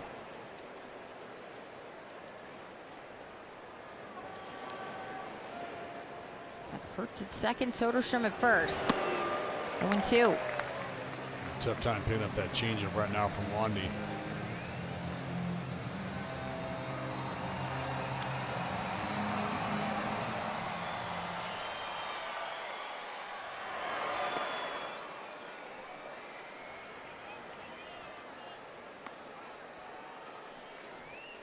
Wandy's been on a bit of a roll.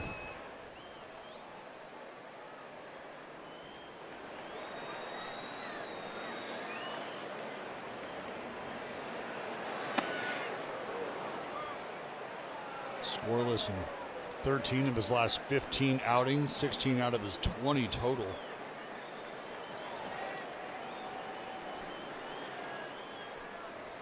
Peralta hasn't allowed a run here in the month of May. And a swing and a miss from Heim. That'll do it for the top of the 7th. 2 left on. And as we are getting ready to stretch in San Diego, we will also stay to hear God Bless America this Memorial Day weekend and Military Sunday here in San Diego.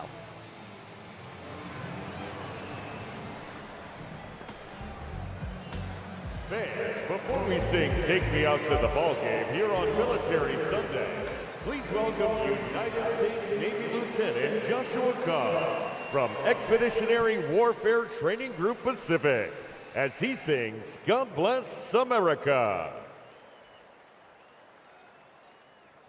God bless America, land that I love.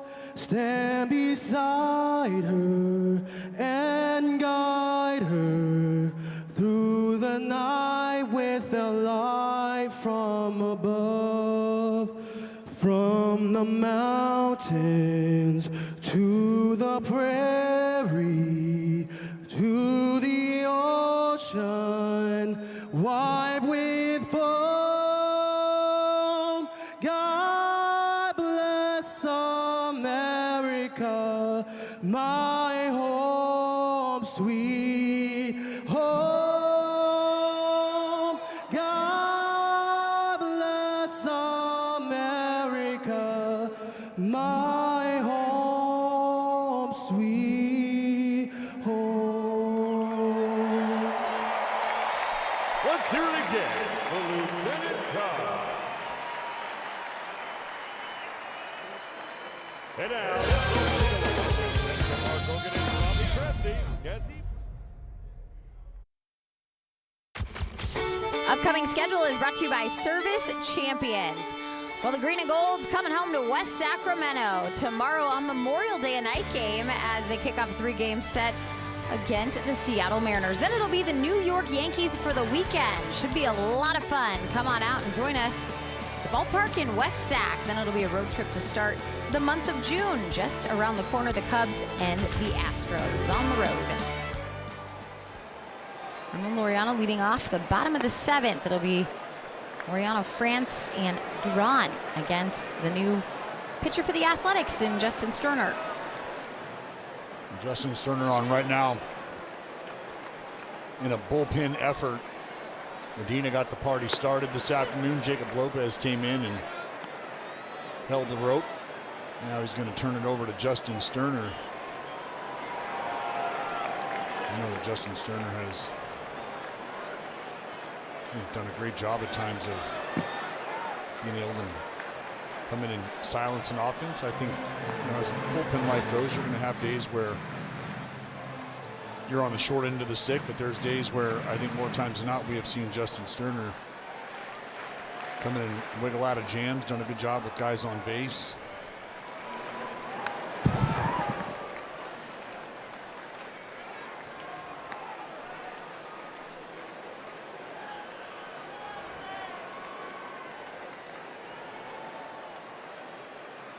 Couple big innings ahead here for this Athletics bullpen. We're going to finish out this Sunday with a win for a winning road trip. Sit at 3-3 through their time in Anaheim and San Diego so far. And for Sterner, starting a clean inning here, Jenny, but I mentioned the success he's had with runners on base, coming into tight spots. Swung on, belted out to left and foul. Oh, he almost got it. So close. Did that hit someone? Well, young fan, not sure if it was a shot or if he just maybe took a tumble. Hope he's okay either way.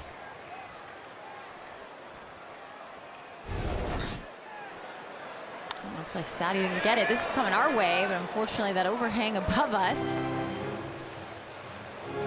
is going to get in your way. Keep waiting, Dallas, keep waiting. It'll come down eventually in another stadium, I'm sure, sometime this summer. And a swing and a miss. Nice job by Justin Sterner and a full count. Goes to the sweeper and gets Laureano. Well, the stuff looks crisp right now from Justin Sterner. And that slider just taking a hard right turn.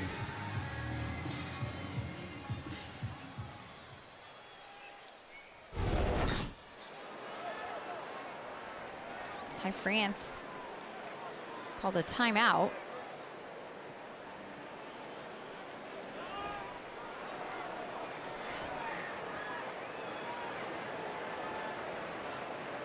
You know, if anything, I think that had maybe been a part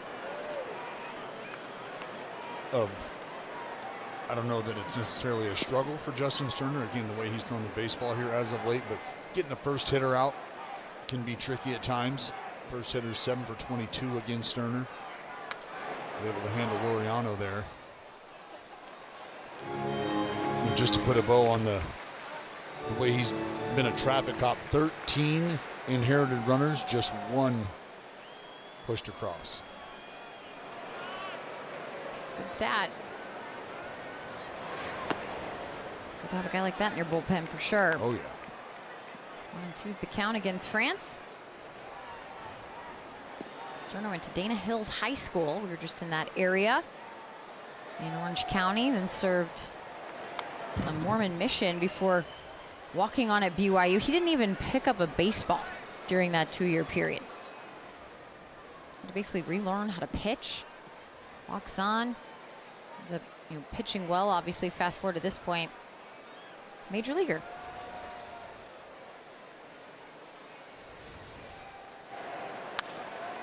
Fly ball deep out to right field. On the move is Cortez, and he'll look up to watch it get out of here. Ty France with his 4th home run of the season, and that has cut the Athletics lead in half.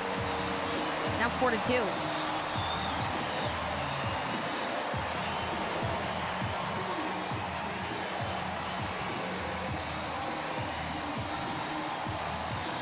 Well, the Padres had found different ways to get guys on base, just not really able to string hits together. Not needing to string much together here except a good approach for Ty France. France catches a breaking ball up and out and put a very good swing on it.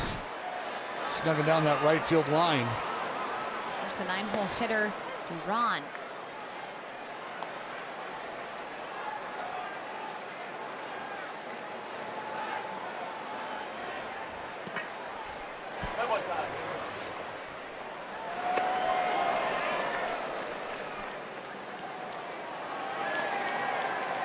Count here for the Padres catcher, and some action looking out for the Athletics in their bullpen. Got the lefty cranking out there, and Hogan Harris.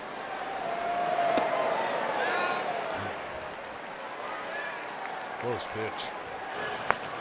Here's Hogan.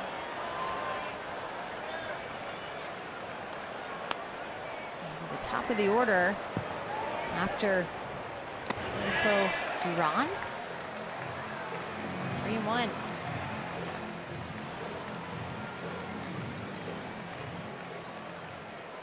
Tatis, a 3-for-3 day. All 3 hit singles to no surprise to center field. Shallow enough for McNeil to wave everybody off. He'll make the catch. 2 gone.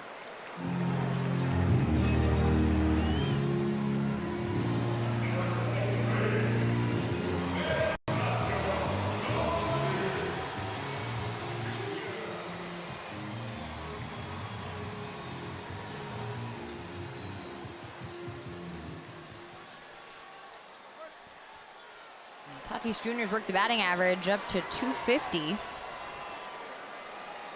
into the series hitting 329. A check swing. Back to the pitcher. Sterner able to get the final out. We'll go to the 8th. See if the Athletics can get a run or 2 back.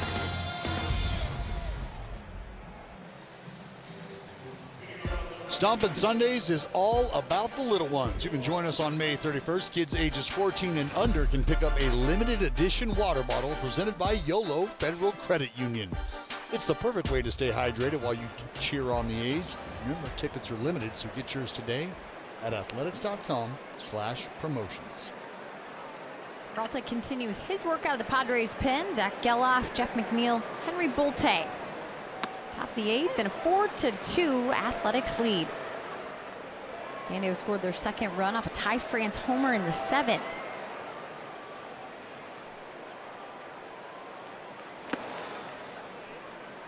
Two 2-1 count here for Geloff.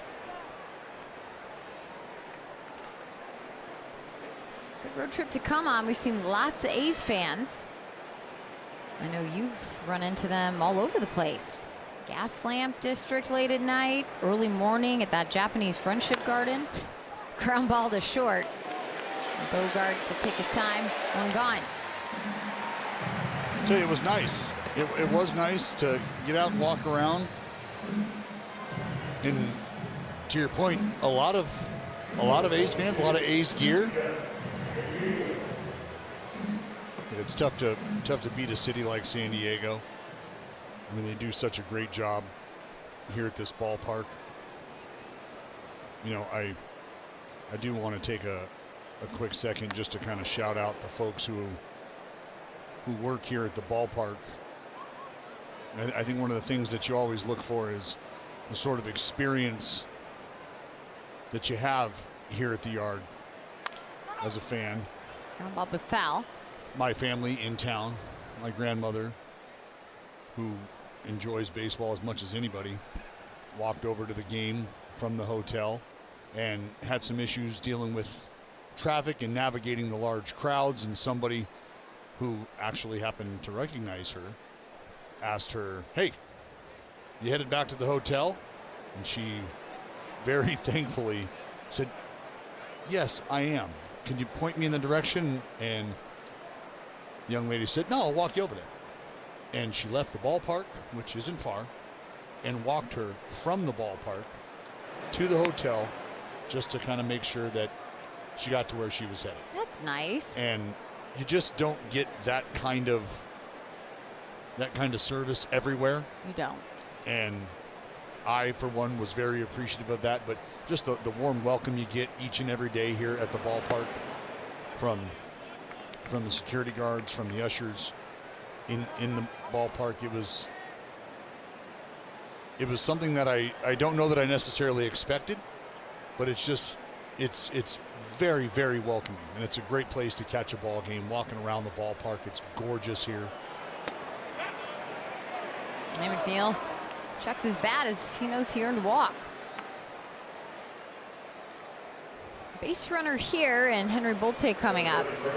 You know, walking around the concourse too, Jenny. I mean, there are, just places everywhere that if you're not in your seat watching the ball game unfold on the field, just lovely common areas, congregation areas where you can get after it with a group of friends or make some friends with strangers, and just a great place to catch a ball game. We're gonna have a meeting on the mound here after pitch out of the zone from Peralta. Guys will talk it over, and you're right, Dallas. I think this ballpark that opened in 2004 kind of created this entire area that you're seeing right now behind the train tracks. I mean, a ton of these buildings popped up, revitalized this area in the East Village. Got some great restaurants in there, a lot of awesome places to go before and after the game, gathering spots, but really used all year round. Of course, the convention center close by, and the staple they built it around, the Western Metal Supply Company building. And they've done such a nice job with all the details of baseball from the history of the franchise, right, that dates back to 1969, and honoring all the great players who have come through here, to honoring the late great Tony Gwynn as the center of everything out in that Park in the Park area for number 19. It's a really cool place. Put it on the bucket list if you're a baseball fan and you haven't visited, for sure. Indeed. Indeed. And it's the part I hate about Interleague. We're not going to be back here. I know. For a couple more years. Every other year, Padres will be set to come to West Sacramento 2027. A swing and a miss for Bolte, 1 and 2. Well, it is. It's just a great group of folks. I mean, even you start talking about employees of the club, PR department, exceptional. Darren Feeney, one of the best in the biz. He certainly is.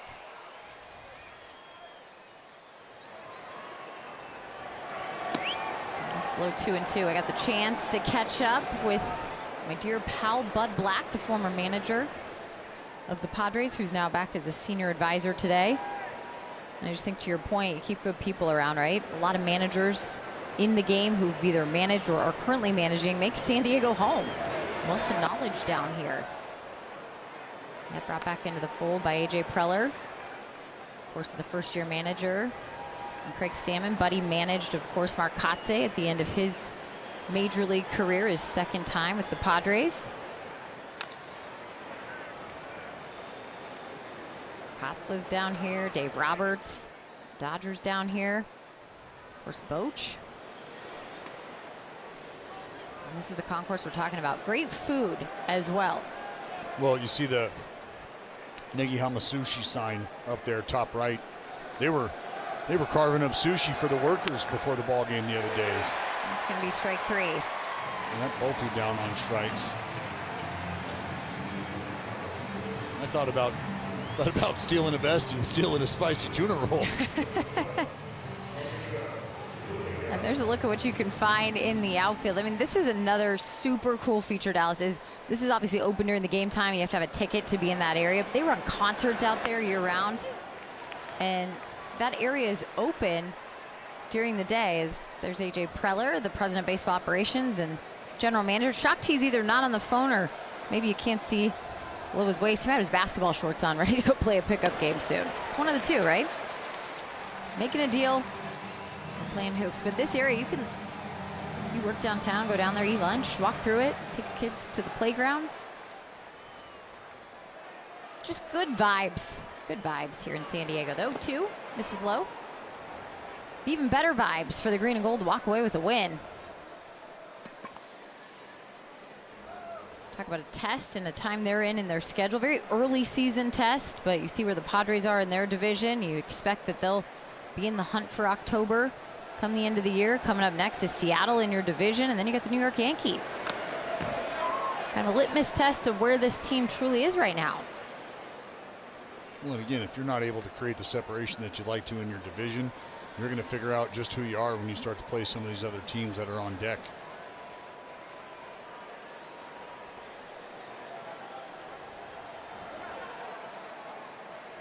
One and 2 to Williams. Hitting an RBI today. Ground ball to Bogarts. And he'll go the short way. One left on here in the top of the 8th. And there's number 19 at the Tony Gwynn Terrace. We'll be back in the Gaslamp District for the bottom of the 8th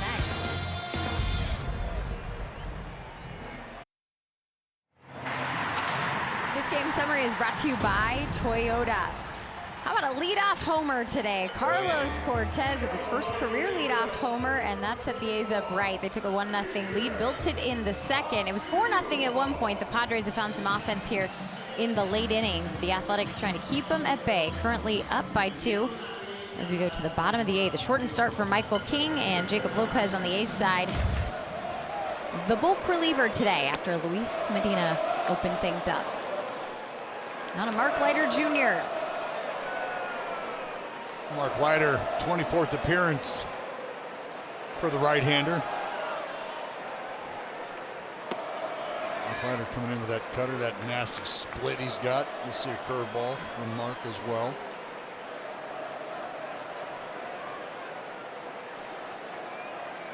And he's another guy who, over the last handful of ball games, has thrown the ball well. He's not allowed a run in his last 5.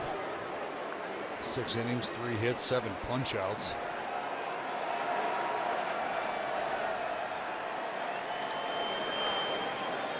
Tuesday night, it was his 100th appearance. In the air for Tatis Jr., left center field. Tyler Soderstrom with the catch. Excuse me, for Andujar. So Andujar makes the first out. That'll bring up the left-handed hitter in Gavin Sheets. So 100 plus appearances for Mark Leiter Jr. here. Swung on in the air for Gavin Sheets out to right. And Cortez with the catch 2 gone. That was a save on the 21st of May against the Angels. Rodriguez working for the Padres in their pen. Leiter had his 4th save, joined Harrison Kunal, who also have 4 saves. Of course, Jack Perkins 3 saves this season, so spreading the wealth down there.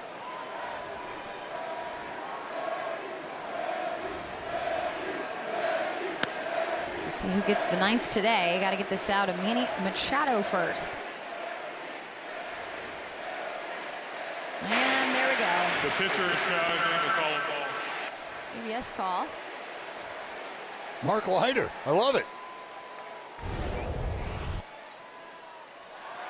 The pitch is a ball. The A's have 1 challenge remaining. Well, maybe next time. It's the 3rd time this season that an A's pitcher has made a challenge. They're now just 1 for 3. 1-0 count for Machado.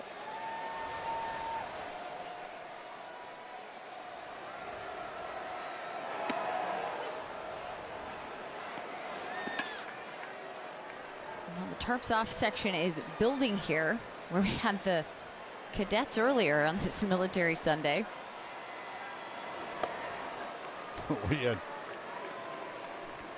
You got the, what I would call the senior group of Tarps Off. We also had, well, yeah, those. And the Marines have left, by the way. They leave after the God Bless America. Not the cadets. Could you imagine? Yes, I could, Jenny. If you are familiar with individuals who serve in the military, given an opportunity to let their hair down, if you will, and have a good time, they're all over it. Manny's gonna walk here.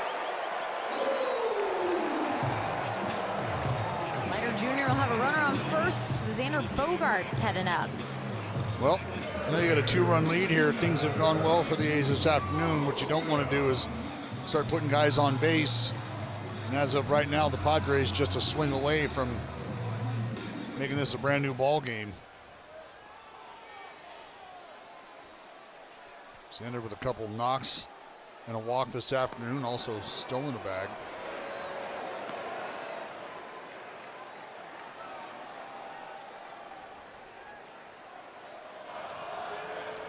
Looks like it'll be Hogan Harris.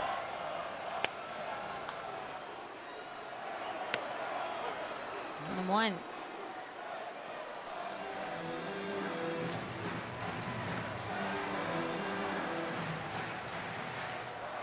Leiter hasn't faced the Padres in 2 years. Last pitch in San Diego in April of 2024.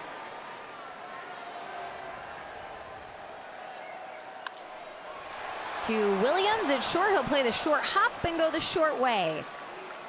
That will end the threat in the 8th. We'll move to the top of the 9th. 4-2 A's.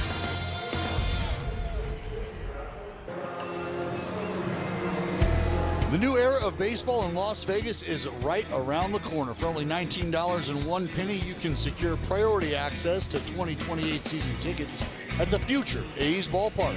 Get early access to everything A's, including the chance at season tickets ahead of the general public.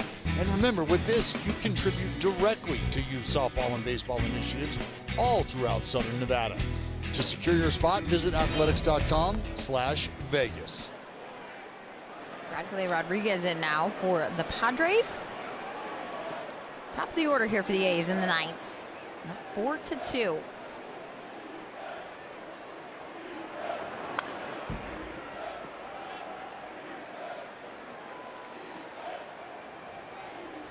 One count for Cortez. 1 for 3 today. Had the homer to lead off the game.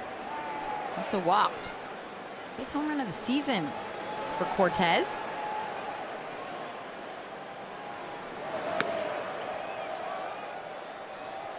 Cortez got things started in an exciting way. I think he had anticipated a good outing from Michael King, or at least a tough competitive outing. That just wasn't the case this afternoon. Into left field, and another hit. Cortez on base to start the 9th.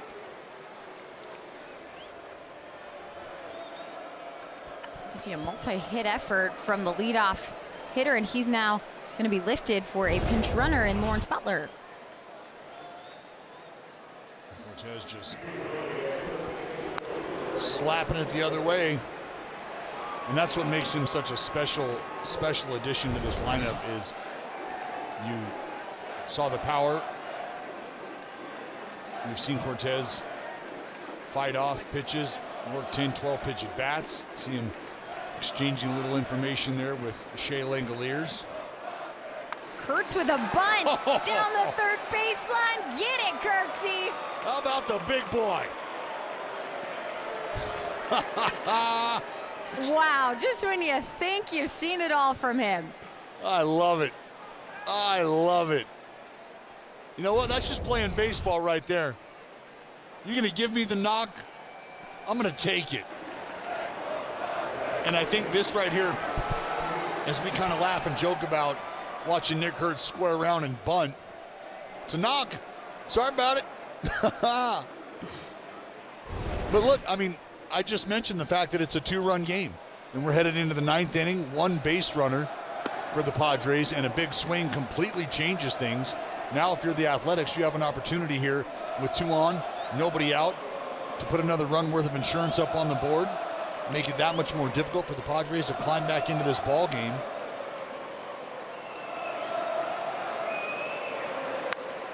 Kurtz out of first. Here in his 2nd year as a big leaguer. First career bunt. Took 169 games to get there. Love every minute of it. Every minute of it. We've seen him steal 6 bases this season already, too. Just expanding the portfolio. 0-2 is the count for Shea Langoliers. 2 on and nobody out.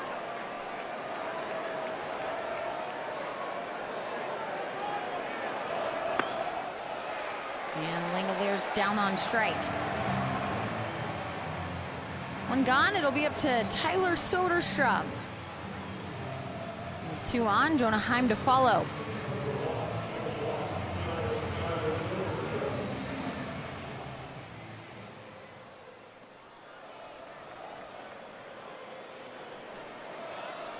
Big hole on the left side with Bogarts shaded as close to second base as he can be.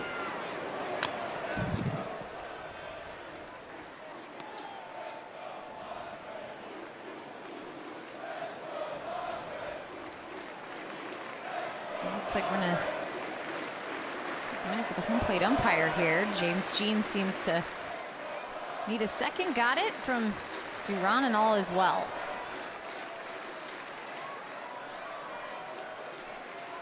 Tyler today 1 for 4, had an infield hit.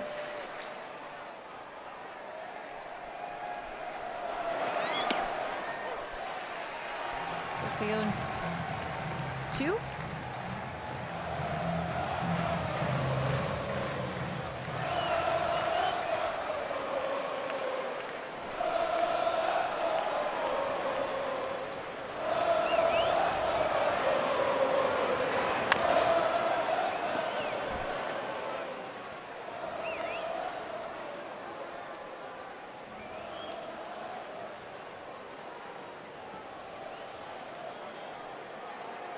He's just 7-10 against the National League here this season.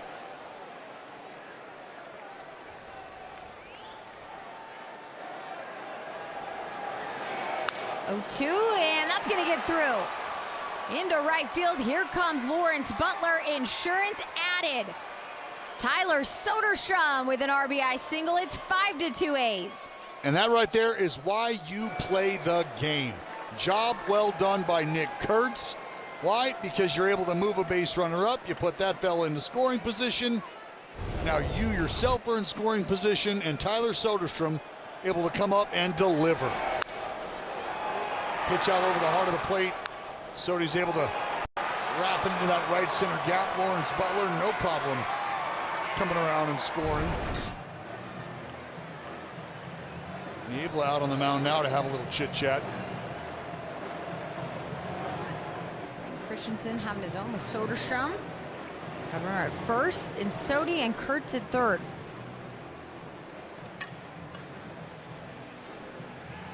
But I know it. You know, when you think about it, what could have happened with Nick Kurtz or just anybody with a runner on first base there? But think about just power hitter X. All right, with a leadoff guy on and Cortez after he dumps one into left field, knowing that you need another run of insurance. You'd love to have another run of insurance. instead of saying, you know what, let's just go ahead and swing away. The game is giving you an entire side of the field. And it's just begging you to execute one of the fundamentals that has been prevalent in this game for a long time, which is a bunt. But we know that the bunt has been just completely devalued altogether, right? And the Dirt Cam going to give you a great look at Nick Kurtz staying fundamentally sound, putting a ball in play, moving a runner into scoring position, finding his way on base. And now the Athletics, even with a strikeout of Langoliers, are able to put that extra run worth of insurance on the board, create just a little bit more space, a little bit more breathing room on the scoreboard.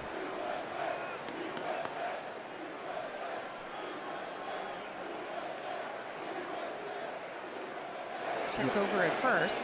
Player X, power hitter X, comes up and is given the free will to wield the bat how they see fit and ends up rolling into a double play. And then you come up in the bottom of the ninth inning, and lo and behold, one big swing from the Padres with a guy on base changes everything. You think back and you try to evaluate, well, how could we have done things differently? And I think to the credit of Nick Kurtz, he's assessing what the game is presenting to him and in real time decides to make a decision to help his team out. Sure, would a homer have helped? Absolutely. I don't think we need to even ask that question. But it's so much fun to watch a young player, and especially a player with the capability of Nick Kurtz, take a look at the game that's unfolding right in front of him and go, you know what? I think this is a route that I'm going to go here because I think this can help. And if I can do my job with what I'm trying to do right now, we're going to be successful. And they were.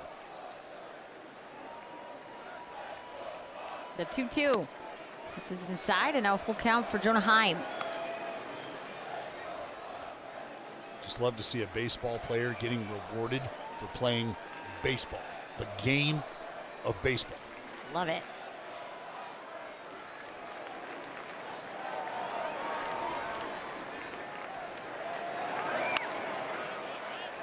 Heim continues to battle.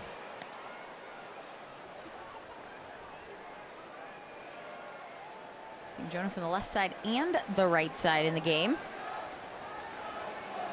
Switch hitter was 2 for 3 from the left coming in to this meeting with Rodriguez. The strikeout from the right side. And he'll take a walk. Load up the bases here with 1 out for Zach Geloff.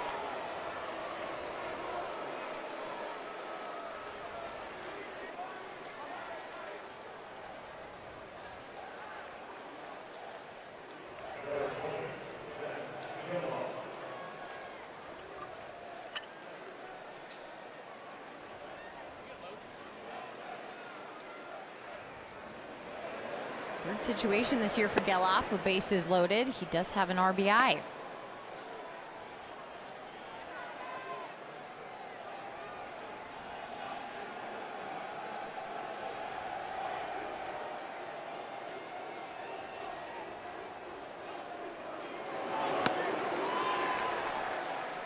That sinker just boring in on Geloff right now.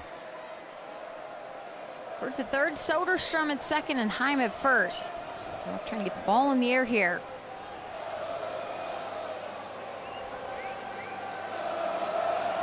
Great to get insurance. Would be nice to get just one more, if not more. No reason to stop at 1.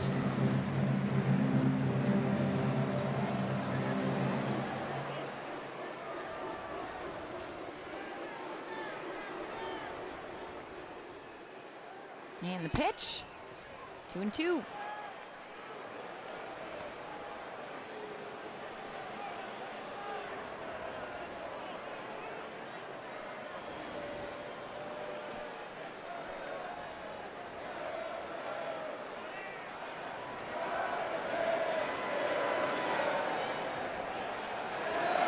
Swung on and missed.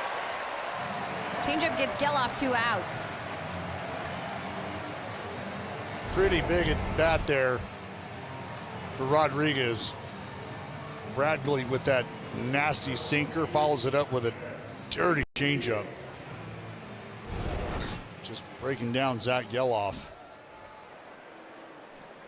Now it'll be up to the professional hitter in Jeff McNeil. McNeil 1 for 4 with bases loaded here in 2026. Swing and a miss. 0-1. These are 2 for 8 with runners in scoring position here this afternoon. A lot of traffic, left 8 on base. Have 3 out there right now. 0-2.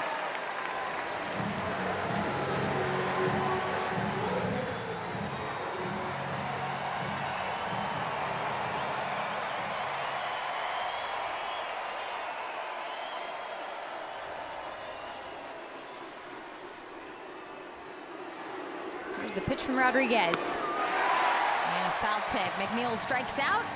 Bases left loaded. That run came across. A little insurance for Hogan Harris coming out looking for the save. Time now for your Ford play of the day, presented by your California Ford dealers. How about a little outfield defense? No go for Nando at second. He was hosed trying to stretch that into a double. And how about the relay? Sodi to Alika to Heim. Hosed at home was Ty France.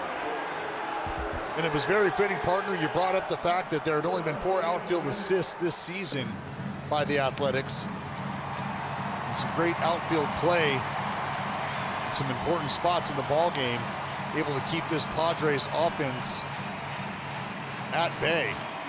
Right now, it'll be up to left-hander Hogan Harris to continue that trend. Hogan Harris, one of a few guys down there with saves under his belt. He's got 4 of them this year.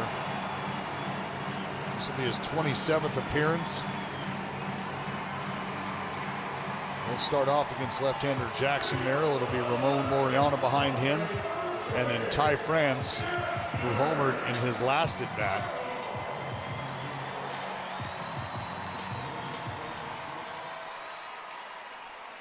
Jackson Merrill's 0 for 3 today, facing the man from Lafayette, Louisiana. Throw strike for the first pitch.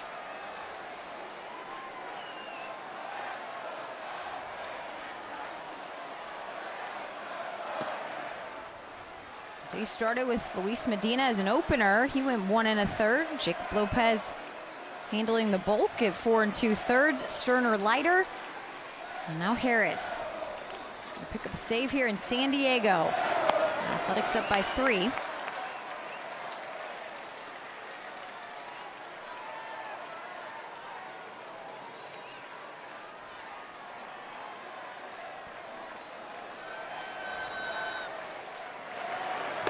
And a swing and a miss. 2-2.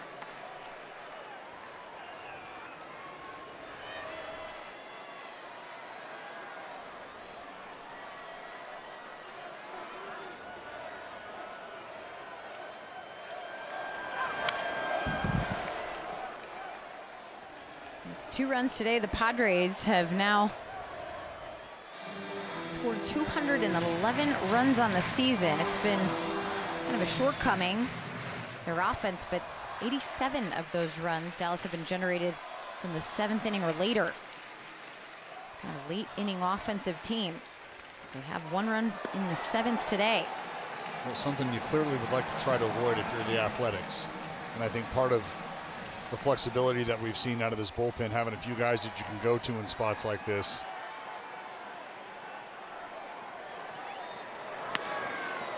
Strike 3. We're gonna get a ABS challenge from the hitter. Strike, the batter challenger. I mean, that's about as close as it gets. Man, that's gonna get this crowd going here on a Sunday. 0.1 inches outside the zone. Well, we have seen it favor the pitcher at times, right? That little teeny tiny bit of red, you just didn't get any there. And this, again, I mentioned it last night. You go from a leadoff out to a leadoff base runner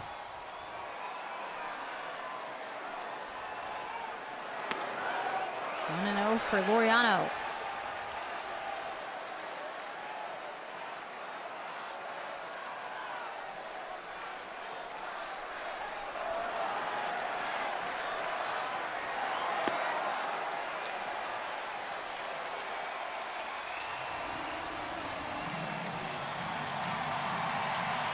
Laureano 0 for 3 this afternoon.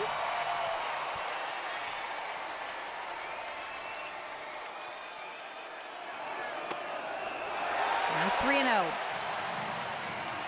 Yes, challenge. Pitches the ball. The pitch is challenging.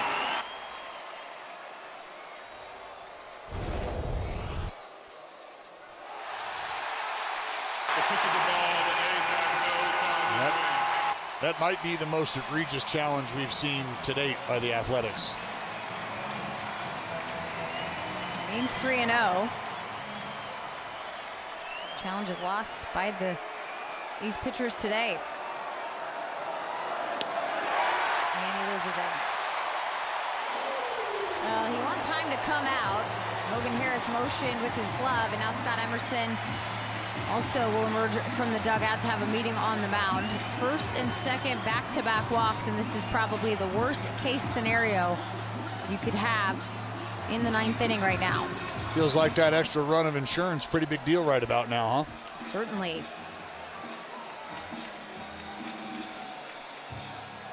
Potential game-tying run at the plate with 2 on. Ty France is up. He has a home run. He has a solo shot in the 7th. Now Scott Barlow having to get loose for the Athletics.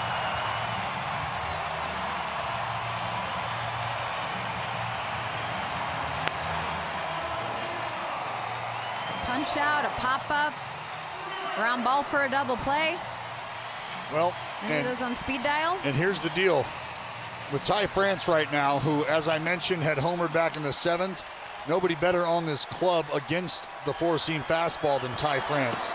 And that's what Hogan Harris comes built with, is a really good 4-seamer. Unfortunately, it's been a 4-seam fastball that has kind of ducked and dodged the strike zone. 12 pitches, just 3 strikes so far. There's a strike, 1-1.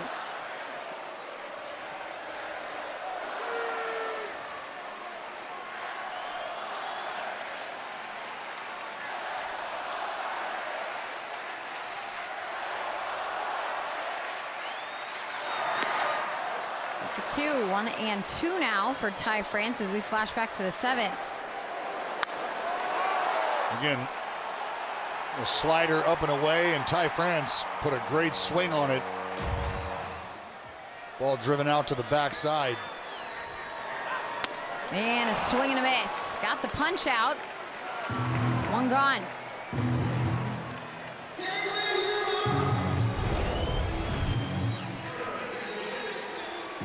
Well, that's 96 miles an hour up top, and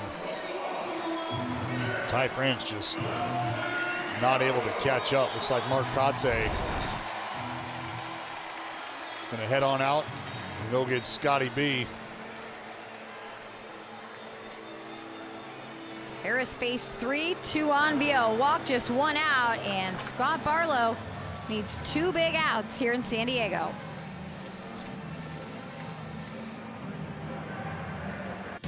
This copyrighted telecast is presented by authority of the Athletics and may not be reproduced or retransmitted in any form, and the accounts and descriptions of this game may not be disseminated without the express written consent of the Athletics.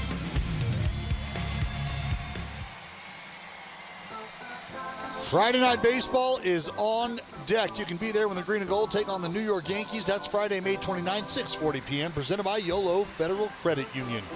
Come early for Home Run Happy Hour and enjoy $3 off select drinks at the Beer Garden, Salon Club, and the Legacy Club.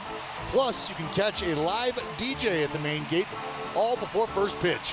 Lock in your seats right now at athletics.com/tickets, and we'll see you at the ballpark. Right here, right now at the ballpark in San Diego, things have started to get a bit interesting. Hogan Harris in the ballgame to close things out. First 2 batters, and Merrill and Laureano would reach base via walk. He would then go on to punch out Ty France and turn things over to Scott Barlow, who will be facing Nick Castellanos in place of Duran. missing outside, 1-0. Castellanos is a pinch hitter for the Padres this year, 0 for 6. See the numbers for the season, batting average at 192. Well, and you know what you're going to get with Scott Barlow, right? A lot of spin. Swing and a miss. And you put the sweepers and sliders all in the same bucket, and you see who's doing what. Nick Castellanos hitting just 158 against those offerings, as well as the curveball.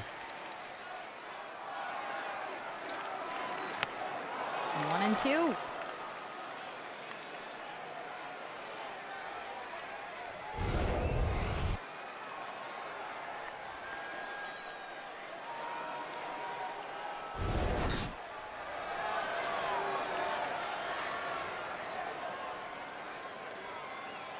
And the pitch. Castellanos gets a piece. Castellanos already tagged the A's. This was Friday night, Dallas.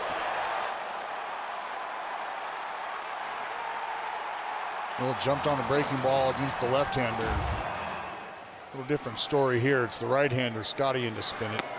And a swing and a miss. Castellanos strikes out, 2 gone. Now the A's just 1 out away from shaking hands and getting out of a 9th inning jam. Scott Barlow just put Nick Castellanos in a blender. 3 breaking balls that Castellanos just simply could not get to, did not see, and then an 89-mile-an-hour fastball is what disposes of him. Here's Fernando Tatis Jr.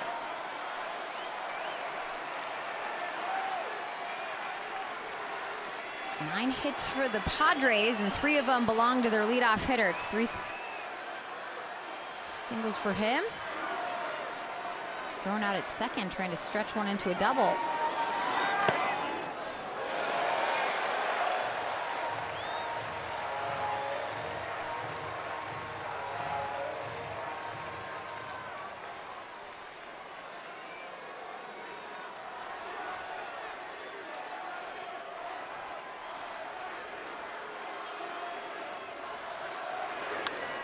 Swung on high in the air.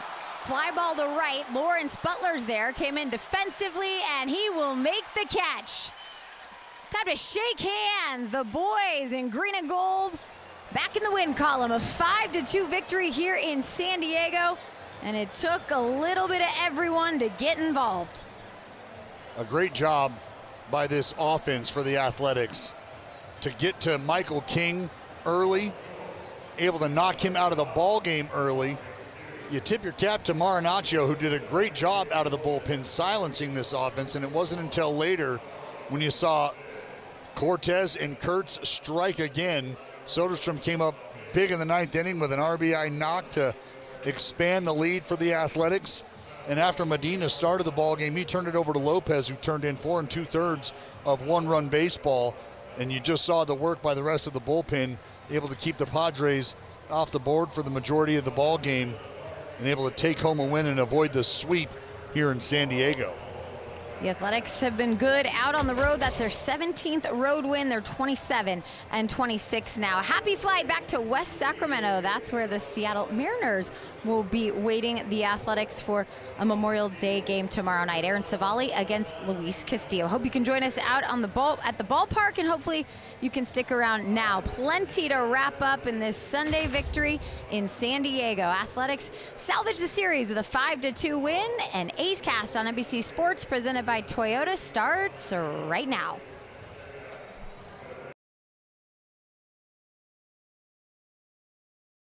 In San Diego, Athletics salvage the series with a 5-2 win, and A's Cast on NBC Sports presented by Toyota starts right now.